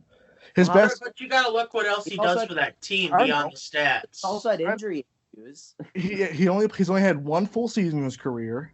Yeah, that's the issue. So you have to look at it. What is he doing in the time that he's playing? And when I'm watching when he's playing, he is an above average running back. Like, I would take Melvin Gordon over a lot of running backs in the NFL.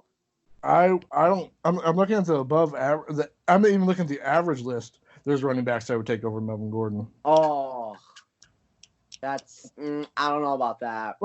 Even if looking in the above average, I don't think he's on the same level as any of these guys.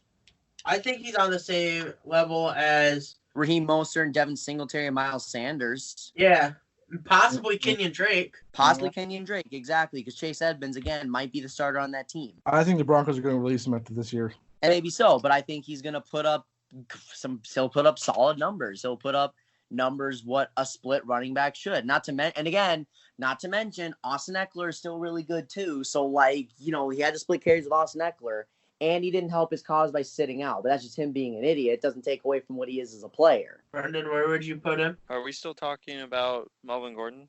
Yeah. I mean, I'm down to put him in above average still. I mean, Perfect. there may be some leeway in saying that he might belong in the average category because below that's awful. Like, I like to put people way below what they actually are sometimes, but I cannot really in below average. Oh my god. We should clip that and put it. Am I getting quoted again when people agree with me this time? I didn't get your quote exactly, so not quite on tweet. What I said is I'm one who likes to downrate people a lot more than they deserve sometimes, but even I think Melvin Gordon doesn't belong in below average. I will bet somebody $10. First, I put Diggs at below average, so I will bet somebody $10 he doesn't get 800 rushing yards this year. He probably won't. That's because he has to split carries with Philip Lindsay, who knows the offense better. So they'll probably be the number 1 starter. But again, it's okay to have 2 above average running backs on a team. Because like I said, because what you got to do then is because you look at production again. If he's only played one full season, he essentially is the Dalvin Cook of a lot of teams. Like he's Dalvin Cook. Yeah, but He's Dalvin Cook's better. Similar running back to Dalvin Cook. I think Dalvin Cook's better. And he didn't put Dalvin Cook at below average. He's the same type of player. I think Dalvin Cook's average. I think Melvin Gordon is significantly worse than Dalvin Cook. I pick Dalvin any day of the week. Same type of player. I think Dalvin Cook's better. I think Dalvin Cook's so much better. I think Dalvin Cook's probably less. Dalvin Cook is not massively better or worse than Dalvin Cook.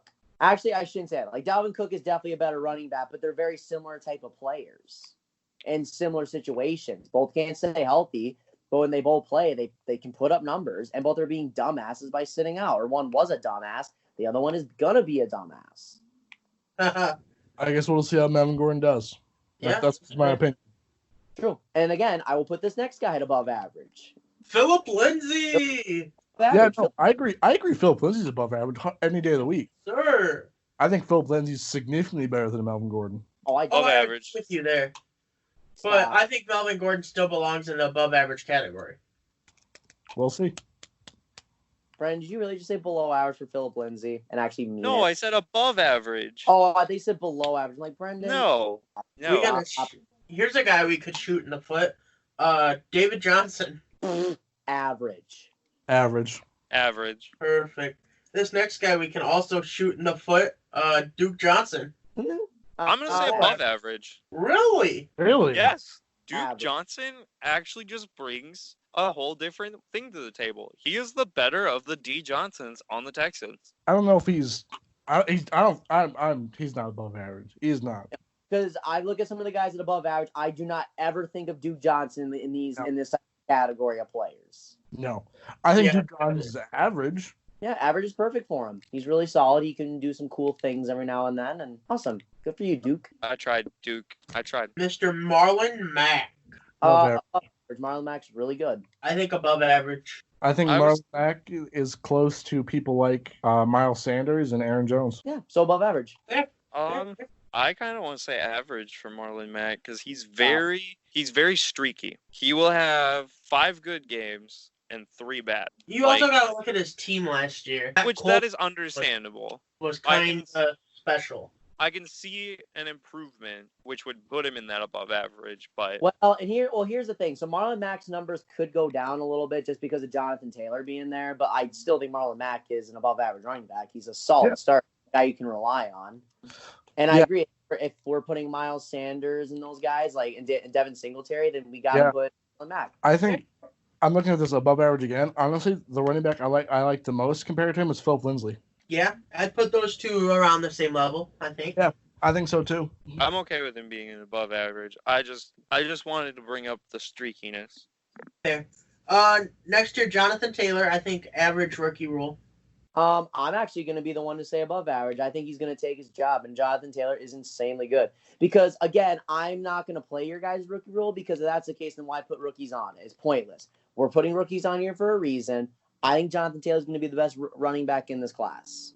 Above average. He's going to be really good. He's going to take an amazing workload. He's going to be able to break away for a lot of good runs because he is a patient type of running back. And he's got a really good O-line in Indianapolis. Mix that with his speed, his athleticism, his vision. He's going to get some damn good runs.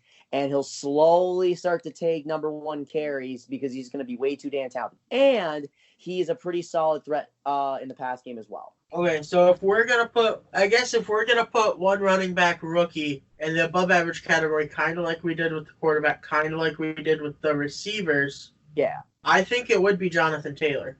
Yeah, I agree. We have to at least have one, or else what's the point of doing rookies if we're all going to put them in average? I could see that. I'm just gonna say that I never thought we should put rookies on this list. If you go back to the archives.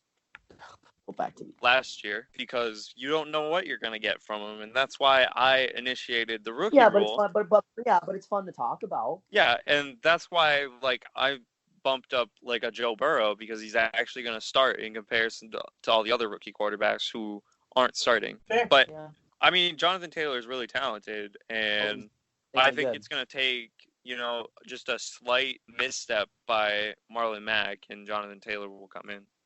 True. Yeah. Well, they're already going to split carries. Now, if, like I said, Marlon Mack has a fumble or something, or he has a bad game, Jonathan Taylor blows up, then it's gonna be hard to not put him as a starter. The drafting of Jonathan Taylor is also what kind of makes me question Marlon Mack. Yeah. Because, why do you draft talent at a position you already have talent in? Packers. Don't you love it? I just don't understand why you would use a premium pick to get a backup that you want to take the job of your starting guy if you like your starting guy. As Gudson said, we build for the future, even if the future is 10 years from now. Next is Leonard Fournette. Curious to see what you guys do here. I want to say above average. I'm going to say above average, too. Here's my reasoning. He's been in a situation. I think he stepped up. His first 2 years weren't very good. He stepped up last year. He had a productive season, 1,100 yards. He only had 3 touchdowns, but he did have 4.5 yards per carry. He played 15 games, which is the most of his career. Has never played the full season yet. I think above average, and I could argue I could see average, and you put him on average, I wouldn't be mad. But I think he's stepped up, but it's definitely gonna be a make or break for him this year. Well, I think it was a bad year this year. The Jags are probably going to get rid of him. Well, here's the thing. He kind of wants to leave the Jags, or the Jags already tried to get rid of him as soon as he said, "Oh, we should get Cam Newton." Yeah. See, and here's the thing. You can't even say that Leonard Fournette hasn't been productive. His first year in the league, he's a 1,000-yard rusher, 9 touchdown passes, and they went to the AFC Championship. 2018, he missed 8 games, still had nearly 500 rushing yards. And he had his best year last year in terms of rushing yards. Only 3 touchdown passes. But again, just because you don't score a lot of touchdowns doesn't mean you aren't a good running back. Let's see, average. Let me see. How many yards did he have per carry? Where's the stat on him? 4.5 last year. Which is the best in his career. Yep. Above average. I've convinced myself. I think above average is fair. He's also in shittiest situations in the NFL. I think that because Leonard Fournette will probably play to keep his job, and we have Marlon Mack, who's really good, but could potentially lose his job to somebody else in our above average, that Leonard Fournette is deserving. Above average. Yeah. Yeah, perfect. Next here we have Damian Williams. Average. I'd say he's dancing between average and above average, honestly. That's what I feel too. I would personally put him in average though. I would too. I mean, he played okay. He played good last year. I mean, let me pull up his stats real quick. So last year he played. Sorry, 1 second. He played 11 games. What offense is? Before you say anything, keep in mind who else is on that team and what the team does before anything else. That's true. So he played 11 games. He had 111 attempts for 498 yards. He did have a 91-yard touchdown in the receiving game. He had 200 yards. I think he's going to be average just because, again, I think you look at Kansas City's offense. He's good in the offense, but he's not the reason why the offense is good, Right, and another thing too. The next guy we're talking about, they drafted this guy because they feel like he can fit in the offense a little bit better. I think average is fair for Damian Williams. Yeah, I'm not mad. I just personally think that the thing with Damian Williams is actually the Chiefs. The Chiefs, if we want to nickname the Ravens Ground Force One, the Chiefs are very easily Air Force One. Oh yeah. But they're also Legion of Zoom, so I mean that also has its own thing. But they rely on the passing game so much that Damian Williams doesn't get to emerge as much. Should have been Super Bowl MVP. Oh yeah, huh? Totally forgot about that. True. Clyde Edwards-Helaire. Average, but I think he's gonna fit in that offense so perfectly. He's the best receiving running back in this class. That's precisely why they drafted him. I would agree with that. Will he get a cool nickname like CEH if he does well? Probably. Clyde the Glide. I like that, actually. Ooh, I like that. Clyde the Glide. Sticking in the AFC West here, we got Austin Eckler. Above average. I would agree. I'd agree. Above average. That was above average if you couldn't hear. Yeah. Just want to make Matt sure Breida. Noah's not calling me out for saying below average again when I didn't. Fair. Matt Breida. Matt Breida, I feel like should belong in the above average category, mostly because I feel like if we look at what he did with San Fran, I think if he can do a fraction of that for the Dolphins are going to win games off of that alone. Well, plus their defense. But I'm really high on Matt Breida. I think he is definitely a really good running back, and I would upvote him. So I'm going to say average. So Matt Breida is the second string on the Dolphins. I don't think the Dolphins are ready yet to be a good team. I think if he has a good year this year, he could have established himself as above average. But I think just because he's going to be on this Dolphins team this next year, I think he's going to be average. Yeah, I'm changing mine to average because he got beat out. There's a reason they traded him. Won't be the best running back on that team. I guess that's fair. He kind of got traded also, though, because of a lot of cap issues that the Niners are going to have after this season, because they have to re-sign players like George Kittle, Tevin Coleman, somebody big on defense I'm forgetting about. I think Eric Armstead, actually. And so it's just like they have this talent, might as well move it, get somebody young to slot in, and hopefully they can progress. All right. Who's next here? Big bucks, no whammy. Jordan Howard. Average. I really like Jordan Howard. I do too, but I feel like I'm kind of with Ben on the whole this year's Dolphins thing. Yeah, and I mean, I know what his go-to the stats is my first go-to, but I'm looking at the stats here. His best year was 2016 with the Bears, 1,300 yards, 5.2 yards per carry. It's hard to judge him last year in Philadelphia because he only started 4 games. But he played in 10, started 4. He had 119 attempts for 500 yards. He wasn't really a big factor in the receiving game, only had 69 nice receiving yards last year. I think average is fair on the Dolphins team. Again, I think the Dolphins team in a couple of years could be better and he could move up, but I think average for now. I always think Jordan Howard has always been the best running back on his team. They just don't want to see it or admit it or, use him to the best of his ability. Guy's got great patience. Guys has elite strength at the running back position. He is the best running back on the Miami Dolphins. He was the best running back on the Chicago Bears, and he was the best running back in Philadelphia. But again, I can't help that other teams weren't smart enough to see that because, again, like we talked about the Bears, they just seem to cycle people out like it's nothing, The only problem I have I do think Miles Sanders was better last year for Philadelphia, but keep going. Well, yeah, again, it's easy to be better when someone doesn't play. Fair enough. Yeah, like it's a pretty easy thing to do. Like I could say that, I'm not going to get into that. But yeah. When Jordan Howard's healthy, he's the best running back on his respective team. He would have been last year had he been healthy. Because again, had Jordan Howard been healthy, who knows how much of Miles Sanders we would have seen. That's fair. So where's he going? And I will put him at above average. I have always been high on Jordan Howard. I thought he's always been disrespected. He's kind of like the Brandon Cooks at the running back position. He's just kind of disrespected. So that's a great comparison, actually. Like the best player that can't stay on a team. Jordan Howard's probably one of the most underappreciated running backs in the NFL. So it's going to come down to you, Duncan. Both me and Brendan said average, and Noah said above average. I could make an argument for both pretty easily. Yeah. He's on the Dolphins. I'm high on the Dolphins this year. It's true. You're high on Hey, he'll be the leading rusher on the Dolphins, so. I think I just have to go with average here just because. A good argument, too, is if you're looking at the above average guys, I'm looking here and I'm liking the majority guys. I would pretty much pick any of them over Jordan Howard. No, I guess no disrespect to him, but I think he's more comparable to our average category guys. I guess here's my thing. To me, I don't really care who's in the category. I'm gonna put you where you deserve to be, but oh well. I would put. I did my best, Jordan.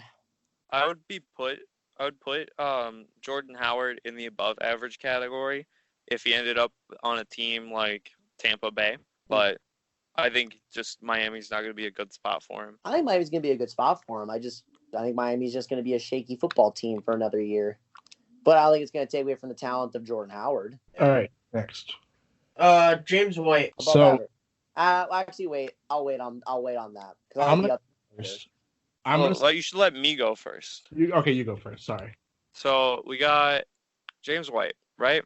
James White is basically one of the, when it comes to like Super Bowls and what he's done in like playoffs, like James White is like the sole reason the Patriots have won 2 Super Bowls, and he's the sole reason why he's made it to another one.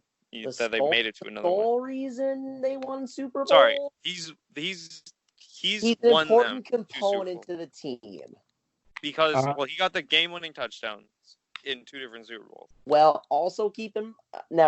Again, do I have to mention what Tom Brady did in that Super Bowl against Atlanta? Do I have to mention?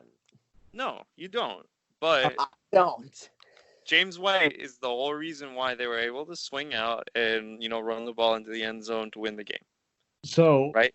I'm looking at his stats real quick.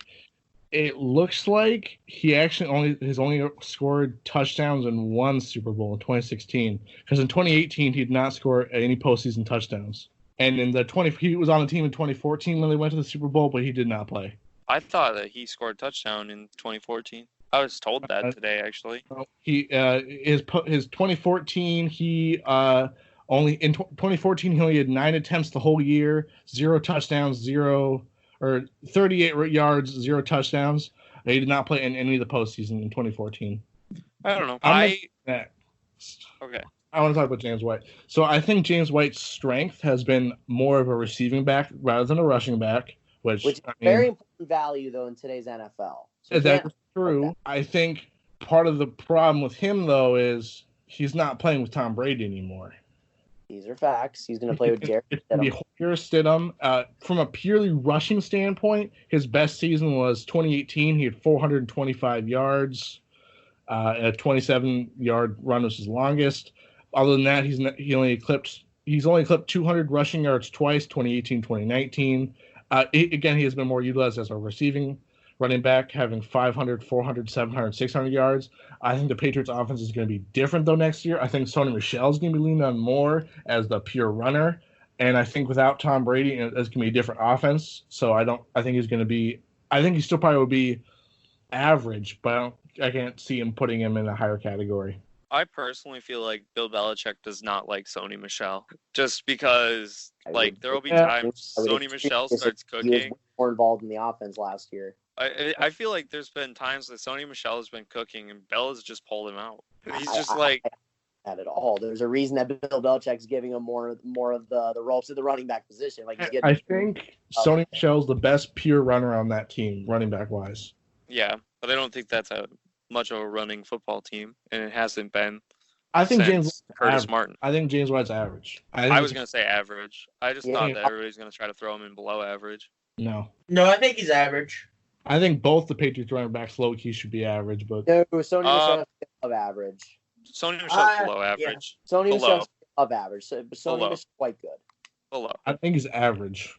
Well, Sony Michel fumbles. How many fumbles did he have last year? How many fumbles did he have last year?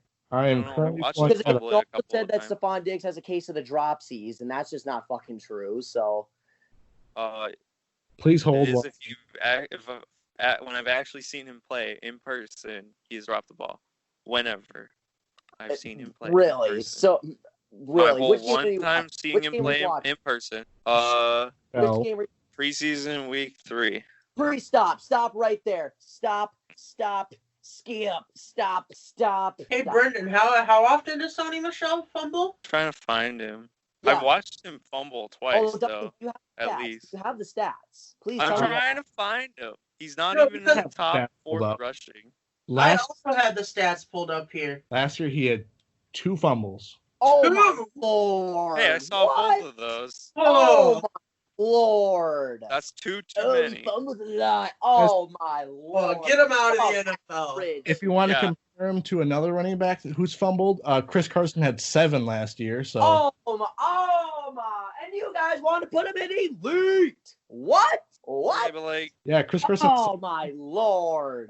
Above average. Sony Michel, it has elite speed. That's the only thing he really does. It's elite, but he's a solid running back, and he's still in the backfield, and he's a threat in the pass game. Maybe not as good as James White, but still a threat in the pass game. I've never liked Sony Michel. Just because you don't like him doesn't mean he's not good. Why do you not like Sony Michel? Like, where is it? First off, we didn't need another running back, and he was the fifth best running back in the draft available at the time, and we drafted him. That was the first thing that pissed me off. He's done damn well for you. I'm probably going to feel the same way about Cam Akers in a year. I'm going to hate that we drafted him, but if he puts up some numbers, I'll be like, fuck, I'll take it. So I'm going to say average, and this is why. He had about 250 attempts last year, 900 yards. That's 3.7 yards per carry, which I don't think is personally very good. 7 touchdowns. He did have 2 fumbles. I think average is a fair spot to put him. I don't think he was not above average last year. His stats were but I'm voting for average. I say above average because the fact that he had James White on that team and he still had nearly 1,000 rushing yards. Pretty damn good. And again, he's also in the backfield. He has elite speed. He is a patient runner who can read the offensive line. And obviously New England has a pretty solid offensive line. But Duncan, what do you think? And I think he's going to – I also – again, if we're going to talk about this potential stuff, I think he's going to have a really good year this year because again, I don't trust Jarrett Stidham.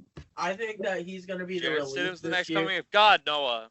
Well, I don't think that's the case. For God this year. I think he's going to give God a little bit of a break. And so I would personally put him in above average this upcoming season just because I'm kind of high on him. Yes, but I wouldn't be upset at all if I saw him in average. I was going to say I've been high on Sony Michel since he was at Georgia. I really like Sony Michel. I'm average. Sony Michel is one of the key components on that New England offense. That New England offense that dipped significantly last year.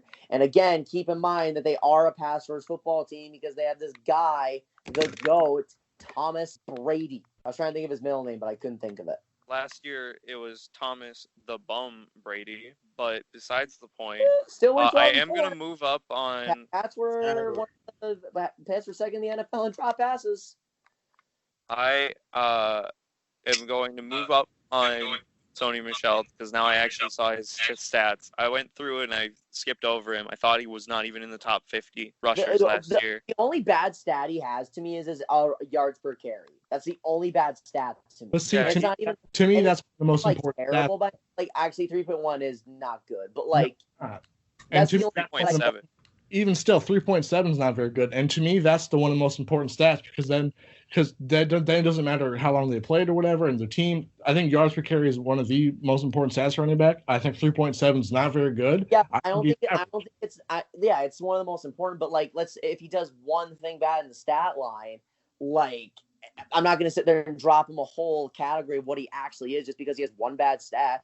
Because, again, everyone wanted to put Chris Carson, so I did too, but he had 7 fumbles. I don't like that, but I'm not going to take away from the talent that is Chris Carson. So, Brenda, what was your final vote? I was going to move up to average. So we have 2 average, 2 above average. John! Anybody want to change the vote?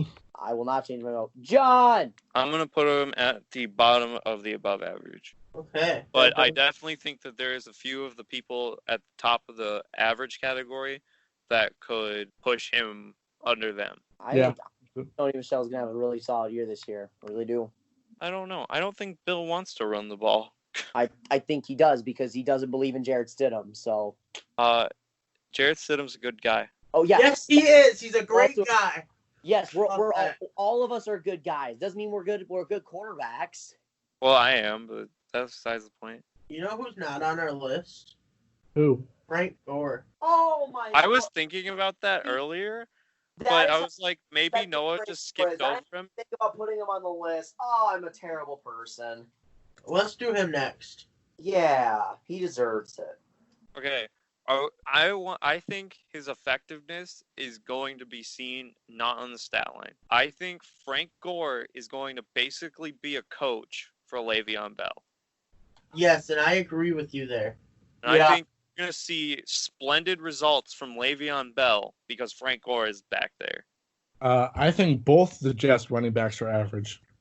I think that Frank Gore's average. Le'Veon Bell definitely is above average. Yes, No, I statement. I think he I had a agree bad with- year last year, and I think Yeah, he's and going to come. honestly, I may even take it a step further. Jets have a better offensive line. Le'Veon Bell played a full season after taking a full year off. He is very capable of getting back to that elite category next year. So easily capable. I think Frank Gore's. Well, let's pick where Frank Gore's average. We agree on that, or let's do that? I agree with Okay. that. I'm looking at last year at the Jets. Le'Veon Bell, he had actually had worse stats than Sony Michel. He 245, about the same carries. He only had 789 yards, 3.2 I said the reason why his stats are bad. I literally said the reasons. Had a terrible offensive line. He was out of shape here, and by that point, he didn't give a fuck because, like, seriously, he was not trying. You could so tell, like, the way he ran, the way he played, he didn't care. Heck, I didn't really know if he fully wanted to be there. But I think, given the situation, I don't think he's offensive this year. This year, he's gonna have a full year of health and injury. No injuries. He's gonna be in shape because again, he looked out of shape last year too. You could I could see it. He looked out of shape last year, which is understandable. You don't play football in a year, and then you go in and play elite fast-paced football. Offensive, and I talk about offensive line is going to be immensely better, and they're going to want to use Le'Veon Bell a lot more in the passing game. Last year? What? Le'Veon Bell didn't play all 16 games last year. He didn't even play all 16 games last year. Boom. Well, you said he didn't get hurt last year. I think you did. Let me pull that 1 second. I don't think he got hurt. I think he was just sad. No, and he might have gotten hurt. But again, he was out of shape, and that's probably the reason he got hurt. Or he just faked an injury because that's just kind of how Le'Veon Bell rolls, as we know. It's not exactly fair, but... Yeah, he missed one game. He missed one game. Oh, and what week was it? I'm trying to find it out right now. Because if it was week 16 or 17, then that doesn't count. He probably just was like, oh, my calf hurts. When it was probably just a cramp. Again, against the Dolphins. November 4th. November 4th, so that was probably week 7, week 8, something like that? Yeah, mid-season. Mid-season, roughly. He just felt like he didn't have to play because it was the Dolphins. And you know what? And honestly, that might be facts. Yeah, wouldn't argue it. But my biggest proponent to me thinking that we're going to see a comeback type of year I don't think he's going to be as good as he was on the Steelers, but I think we're going to see a comeback year from him just because of how much that offensive line has improved. Honestly, I wouldn't be upset if he's an above average. Is that what we're thinking right now? That's what I was thinking. Yeah, let's just put him there. Okay. Yeah. No, I think he's above average. I think he has a chance to find himself back in that elite category next year. I think we all just kind of forgot what Le'Veon Bell can be. Peyton Barber. Peyton Barber. What team is he on? Tampa. Buccaneers. I think he's their starter as of right now. Yeah, he's their starter. Average? Yeah. I don't think he's below average by Yeah, a I lot think of he's memes. average. Well, yeah, because I don't think he's below average. So I guess So quick. I don't know if it will change your opinions, but here's the stats for last year. He played all 16 games, had 150 attempts for 470 yards, 3.1 yards per carry.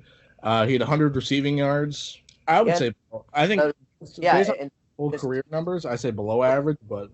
Oh, yeah, you can put him at below average if you want to. We need more bodies down there. Yeah. It's a good place for him. Because Ronald Jones is a better running back as it stands right now. I think so too. At better stats. Okay. Now we're getting to our last three here. I'm curious to see where you guys rank this guy, because even though he's on the rival team of my favorite team, I really am really high on him, Josh Jacobs. I think he's above average. I think Josh Jacobs is really good. Yeah, above average.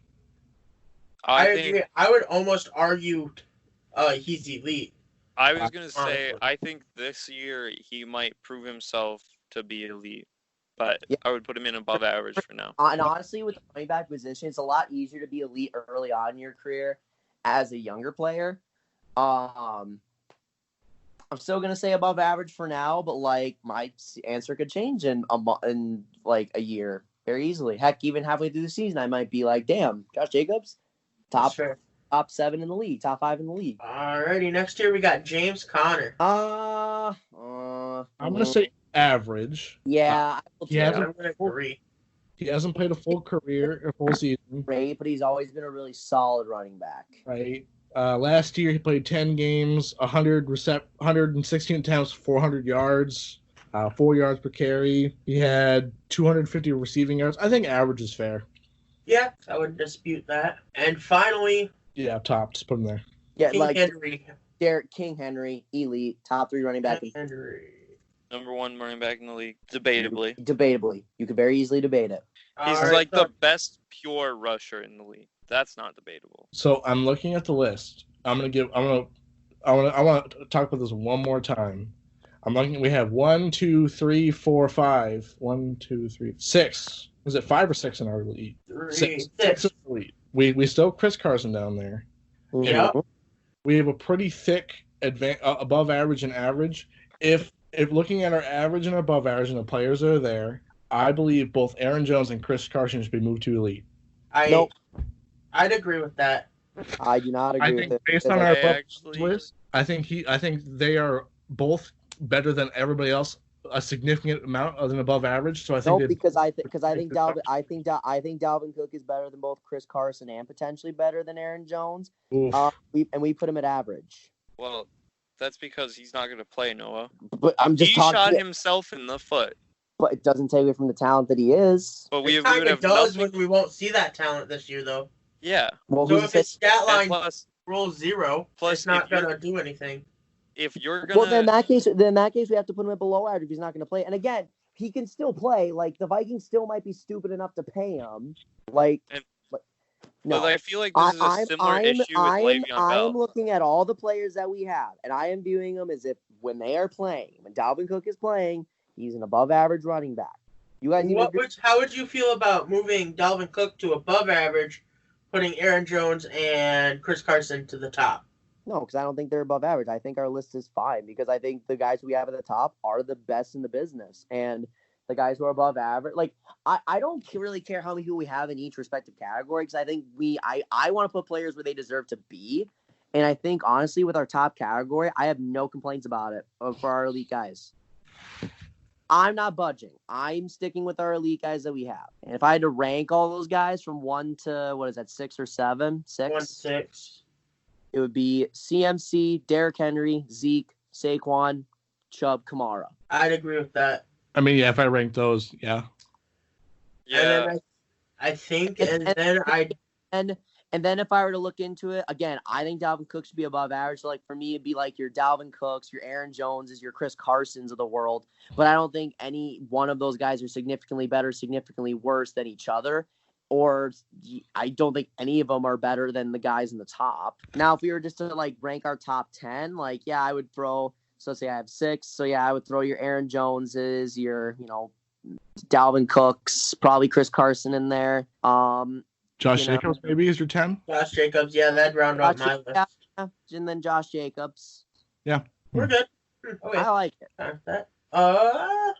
Then Chris Carson will go to poll. We'll see what happens from our fans. Yeah, if Chris Carson does get voted as top, though, I do feel that we need to move Aaron Jones up. I do too, because I still think Aaron Jones is better than Chris Carson. I mean, Don't, but I think they're on the same level. yeah, I guess by law we have to. I guess You doesn't get- mean I agree with it, but that's fair because I do think Aaron Jones is better than Chris Carson. So Well, we're talking about running backs, and we do a thing where what was it? I don't know where I was going. Brendan, you had the So you had the we running just talked back about list running here. backs, and one of the best running backs that is not on this list is Lamar Jackson, There you go. and he plays for the Ravens. So how do we make the Ravens just an ungodly team? So the Ravens are good everywhere. Like, they are pretty sound at most positions. Like, there is a touch of concern at some of your linebacker spots, and also like everybody could always use yet another pass rusher, right? That's just a rule. Like, oh, I have 4 pass rushers. Well, I'll take a 5th. But nonetheless, the Ravens have an interesting advantage in comparison to a lot of these other top tier teams. The Ravens of Baltimore have $19 million in cap space. This is kind of huge. because this means you can either get a couple of your B+ guys, or you can pay somebody some good money. A name that comes to mind, which I don't know how realistic this is, because I could see him wanting absolutely ridiculous money, is Jadeveon Clowney. Because if they were to get Jadeveon Clowney, they would have the best defense in the league, because that would be insane. What But do you again, play as Campbell and Jadeveon Clowney? That would be scary. yeah. What do you Like, think? How do you throw against it when you only have 2 seconds to throw it, and in coverage you have Earl Thomas, Marlon Humphrey, Marcus Peters, and Jimmy Smith? I don't know how you do that. Here's a How do question. you run the ball if you load the box? I have a question for you, Brendan. What do you Yeah. think, as of right now, is the Ravens' biggest weakness? I would say their biggest weakness is probably at that strong safety position, but I Yeah. was getting there. Yeah, because they're starting strong safeties Chuck Clark. Yes, I'm aware. Okay. I'm getting there. Okay. Jadeveon Clowney, though, if you can get him for cheap, I don't think that having a hole at strong safety is going to do much, because you're just going to sack the quarterback before they can even look at that side of the field. Nonetheless, Jadeveon Clowney might walk up and be like, yeah, I want $30 million, because Jadeveon Clowney is just out to make a shit ton of money. So he might not have it. That's not realistic. But what is realistic is Everson Griffin is a solid defensive end that could add some depth. And the Dolphins did not re-sign Rashad Jones. They let him go. Rashad Jones has been, among the better of top safeties in the league for a while on a poor defense. But so I think the move might be to pick up Rashad Jones for the strong safety spot, so that way you really can't throw against that secondary. And then maybe picking up like an Everson Griffin to run the edge. Mm-hmm. So I'm looking at their defensive ends right now. I believe it's Calais Campbell and Derek Wolfe. Yep.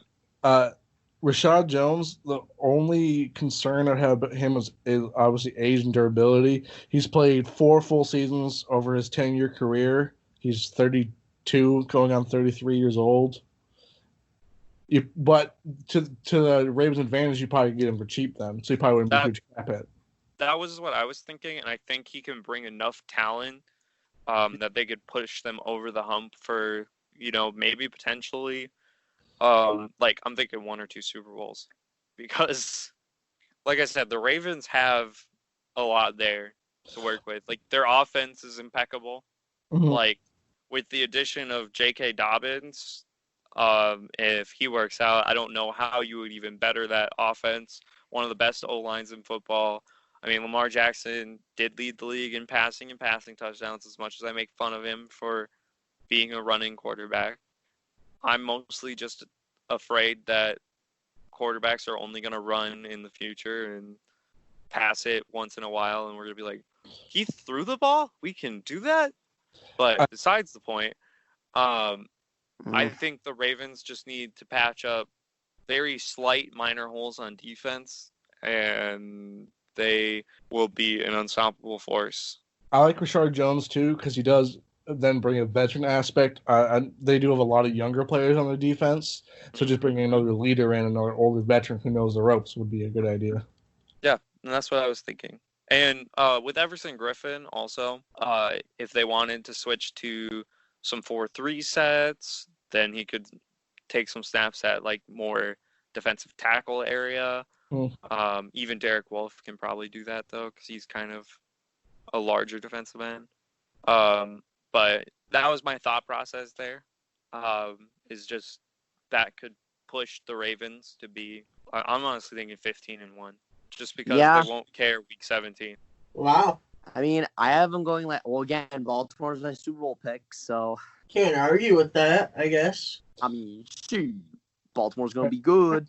Is it Ben's turn this week? My turn, I think. Yeah, because it goes Duncan, me, Noah, Brendan, if I remember right. Yo. Okay. So it'll be Duncan, then it'll be me. All right. All right. Can you see the wheel? I see half of the wheel. I see. Yeah, half the wheel. Just Yeah, the you left haven't been half. really showing us a full screen No. like all day. What about now? I can see slightly more. Well, Teams I drafting left. trust you to pick a good team. Just don't get the Bears, because again, I want the Bears. Are you gonna put this on? Are you gonna live it on Instagram? Yeah, like Okay. always. Let's go to Instagram, guys. What's up, everybody? So we are gonna spin the wheel for my team this week. Who is my team gonna be? I'd like the Bears, the Broncos, Yes, it's gonna be the Steelers. Saints. I'm okay with most of these teams as long as I don't want the Titans. Please don't be the Bears. Let's go. Yes! Who do you get? Oh, Jesus. Look at that. Dang. Wow. He's gonna be like, "Don't do anything. Best That's team ever. Don't change anything. We're going 14-2. Don't change anything. We're going 18-0. We're gonna be the first team to go 19-0 in NFL history. You know it. So next week I will be giving They my wouldn't be the franchise first team, code though. Denver Broncos style. The Dolphins did it way back in the day. Gonna be No, It wasn't 19-0 though. It was a shorter season. I think they went 17-0. Oh, that's right. Right. They would I got be, what you're saying. they'd be the first 19-0 season, but they would not be the first undefeated season. Gotcha. I got you. I should have specified that a little more. No, I just had slow brain hours. It's okay. No. I also was being way too articulate. Like that. That was just a weird they'd be the first team to go 19-0. Like then people be like, no, who cares? No, I'm just simple headed. But you know who didn't go? Could have been the first 19-0 team. Not Who? the Pats. The Pats could have been 07, but Yeah, if they would have had Jarrett Stidham, they would have. Stop. No, they wouldn't have. Yeah, they would have. Because Jarrett Stidham can put the ball anywhere, and he would have had Randy Moss. You're right. He can put it anywhere, even in his opponent's hands.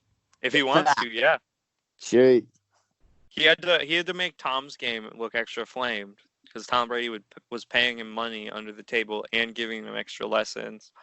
But he bought the lessons from an actually good quarterback like Joe Montana. Oh, Yeah. So that's how that was working. Well, from toasting one of our members' team to the other, you know who else was really good that didn't win a Super Bowl? Who? Help me out. Who? That would have been the 2013 or 2012, 2013 Green Bay Packers. Ooh. You know who's on that team? Ooh. Are today's topic of Hall of Fame or Hall of Lame, Greg Jennings. Except for Greg Jennings. Jennings did win a Super Bowl. I put the team on my back door. No, he did. I'm just saying, that year they didn't win a Super Bowl. They were really good and didn't win a Super Bowl. Yeah. Well, yeah, because right. the Packers. Because that was 2012. They went 15-1, right? That was 2014. They went 15-1. What? Who they? Wait a minute. Let me think. So, because 09 was. Oh, it's okay. Because 09 was won by the Saints. And we won 2010. 2010 would have been 2010 was Green Bay, wasn't it? Well, Packers. I think the Packers won the Super Bowl in 2011. Well, yeah, it was the 2010 season, but yeah, so they won the Super Bowl in 2010, and Greg Jennings was on that team. But but I was saying the next year when they went 15-1, they didn't win a Super Bowl, but they're a really good team. That's what I was getting at. That was the segue I was trying to do, because the Patriots are really good in 2007, but didn't win a Super Bowl. The Packers were really good in 2011 and didn't win a Super Bowl. That was the segue I was trying to go into. Yes, I'm aware that Greg Jennings is a Super Bowl champion. Yeah, in 2011 they went 15-1. Yep. Okay, so it's 2011. It's not 2012, but the 2011.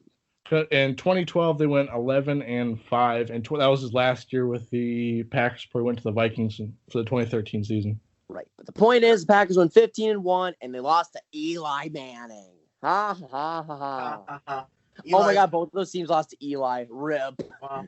What a day. But so this week's Hall of Fame or Hall of Lame is on Greg Jennings. Do you guys think he's a Hall of Famer? I am going to say no. And here's why I'm going to say no.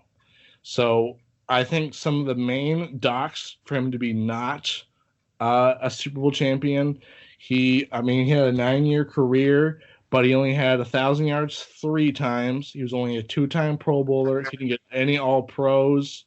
I mean, he was good in the playoffs, but he didn't have any super amazing playoff bursts or anything. I think he was a solid receiver for the 6 or 7 years he spent in Green Bay. I don't think he is a Hall of Fame caliber wide receiver, especially. I know we've talked receivers a couple times, and there's so many good receivers still waiting in the Hall of Fame. I don't think Greg Jennings compares to a lot of them, so I'm going to sadly say no. I love Greg Jennings, but I'm going to say no. I am also going to say no here, just because I think he needed to he did make an impact there for a few years. I think towards the end of his career, the fall that he had, right? I think it just doesn't make enough to make him a Hall of Famer. Yeah, if you look at his 2010 our Super Bowl season, he played all 16 games, almost 1,300 yards, 12 touchdowns. 2011 he only played 13 games. 2012 he only played 8 games, and then his last couple of years with Minnesota and Miami weren't anything to write home about. But his last really good year was 2010. His last 6 years really were I mean, his highest was 2011 with 900 receiving yards, but I don't think he is enough to warrant a Hall of Fame. Well, we think of... So I want to bring up a name to you. Actually, I want to do this differently now, because that was extra gimmicky and extra dumb. I just want to keep it extra gimmicky. I think if anybody can break their leg and come back into the game and still get like 400 receiving yards and 7 touchdowns, that they belong in the Hall of Fame. I don't care if that was only one game, but this was Greg Jennings. He put the team on his back, though. And he did have the Super Bowl year. He did a really good year, and he ended up having a good Super Bowl. He got 2 touchdowns against the Steelers, but after that, it was really not much. At that point in his career, Jordy Nelson was becoming the number 1 wide receiver. We drafted Devontae in 2014, so he was kind of on the way out. I just don't think he was enough to warrant a Hall of Fame. He put the team on his back, though. He do put the team on his back, though. Greg Jennings. I will make a case for it. I'll make a case for it. So let's just go from his run from 2017 up till about 2013, because that was when he was like good, like really, really good. From what I'm seeing, his stat. Well, first off, he should have had 4 straight years of 1,000-yard seasons had he not missed 3 games in 2007. One thing I've always known about Greg Jennings is he's always been one of the most polished players in his respective position. He's always been one of the most targeted receivers at his respective position. That's with playing with the likes of Donald Driver. I don't think he ever played with Devontae Adams, because Devontae Adams was drafted in 2014, Ben? 2014 was when Devontae Adams was drafted, right? Yeah. Okay, so he never got to play with Devontae Adams, but no, he didn't. Playing with Donald Driver, playing with Jordy Nelson, and all that, he's never been the number 1 receiver, and he still puts up nearly 1,300, 1,200, and another season of nearly 1,300 yards on 100 plus 125 targets, catching 80 balls. Like, those stats are going to put you in like top 10 the NFL category. So I think for a stretch of like, let's see, so that would have been 1, 2, 3, 4, 5, 6, like 6 to 7, because in his first year in Minnesota, he was also really solid, 840 yards. He had 1 bad year, but that was his last year in Green Bay. And he was for a good chunk. He only. Oh yeah, he only started 5 games. So yeah, so for like a stretch of like 7 plus like 6 to 8 years, he was arguably a top 10, top 15, or up there, and one of the most talked about better wide receivers in the game. Because I remember when he left Green Bay, everyone was talking about how this was going to be big for the Vikings. Like, that doesn't just happen because he's an average guy. That happens because he's a perennial Pro Bowl. And I mean, the Pro Bowl is a joke, but 2-time Pro Bowler, never made the All-Pro team, which is a big thing because obviously you want Hall of Famers to make it to the All-Pro. But you know what? If I think Julian Edelman's a Hall of Famer, which I stand by that, I would say Greg Jennings. I think you got to make a case for it. Quick fun fact for you: Greg Jennings' best year being 2010. He didn't make All-Pro. The Packers had a handful of All-Pro players, including John Kuhn was an All-Pro that year. John Kuhn. Yeah, but those are different positions.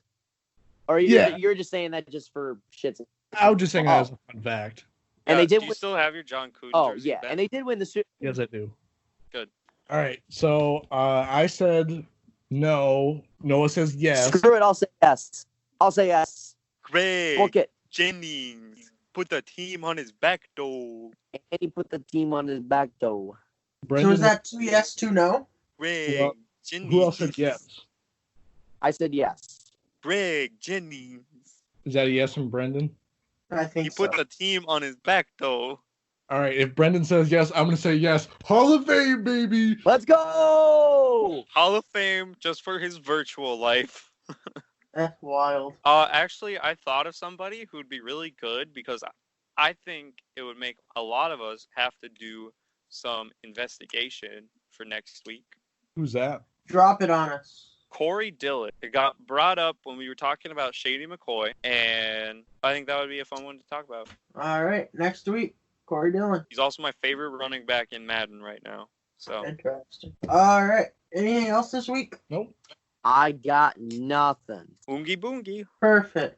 For this, make sure you follow us on Twitter, Instagram, Facebook, and all those places on social media at SighSquadPod. Make sure you vote on the poll this week. Where does Chris Carson belong? Above average, elite, for this next season. And yeah, for the SighSquad podcast, I'm Duncan. I'm Ben.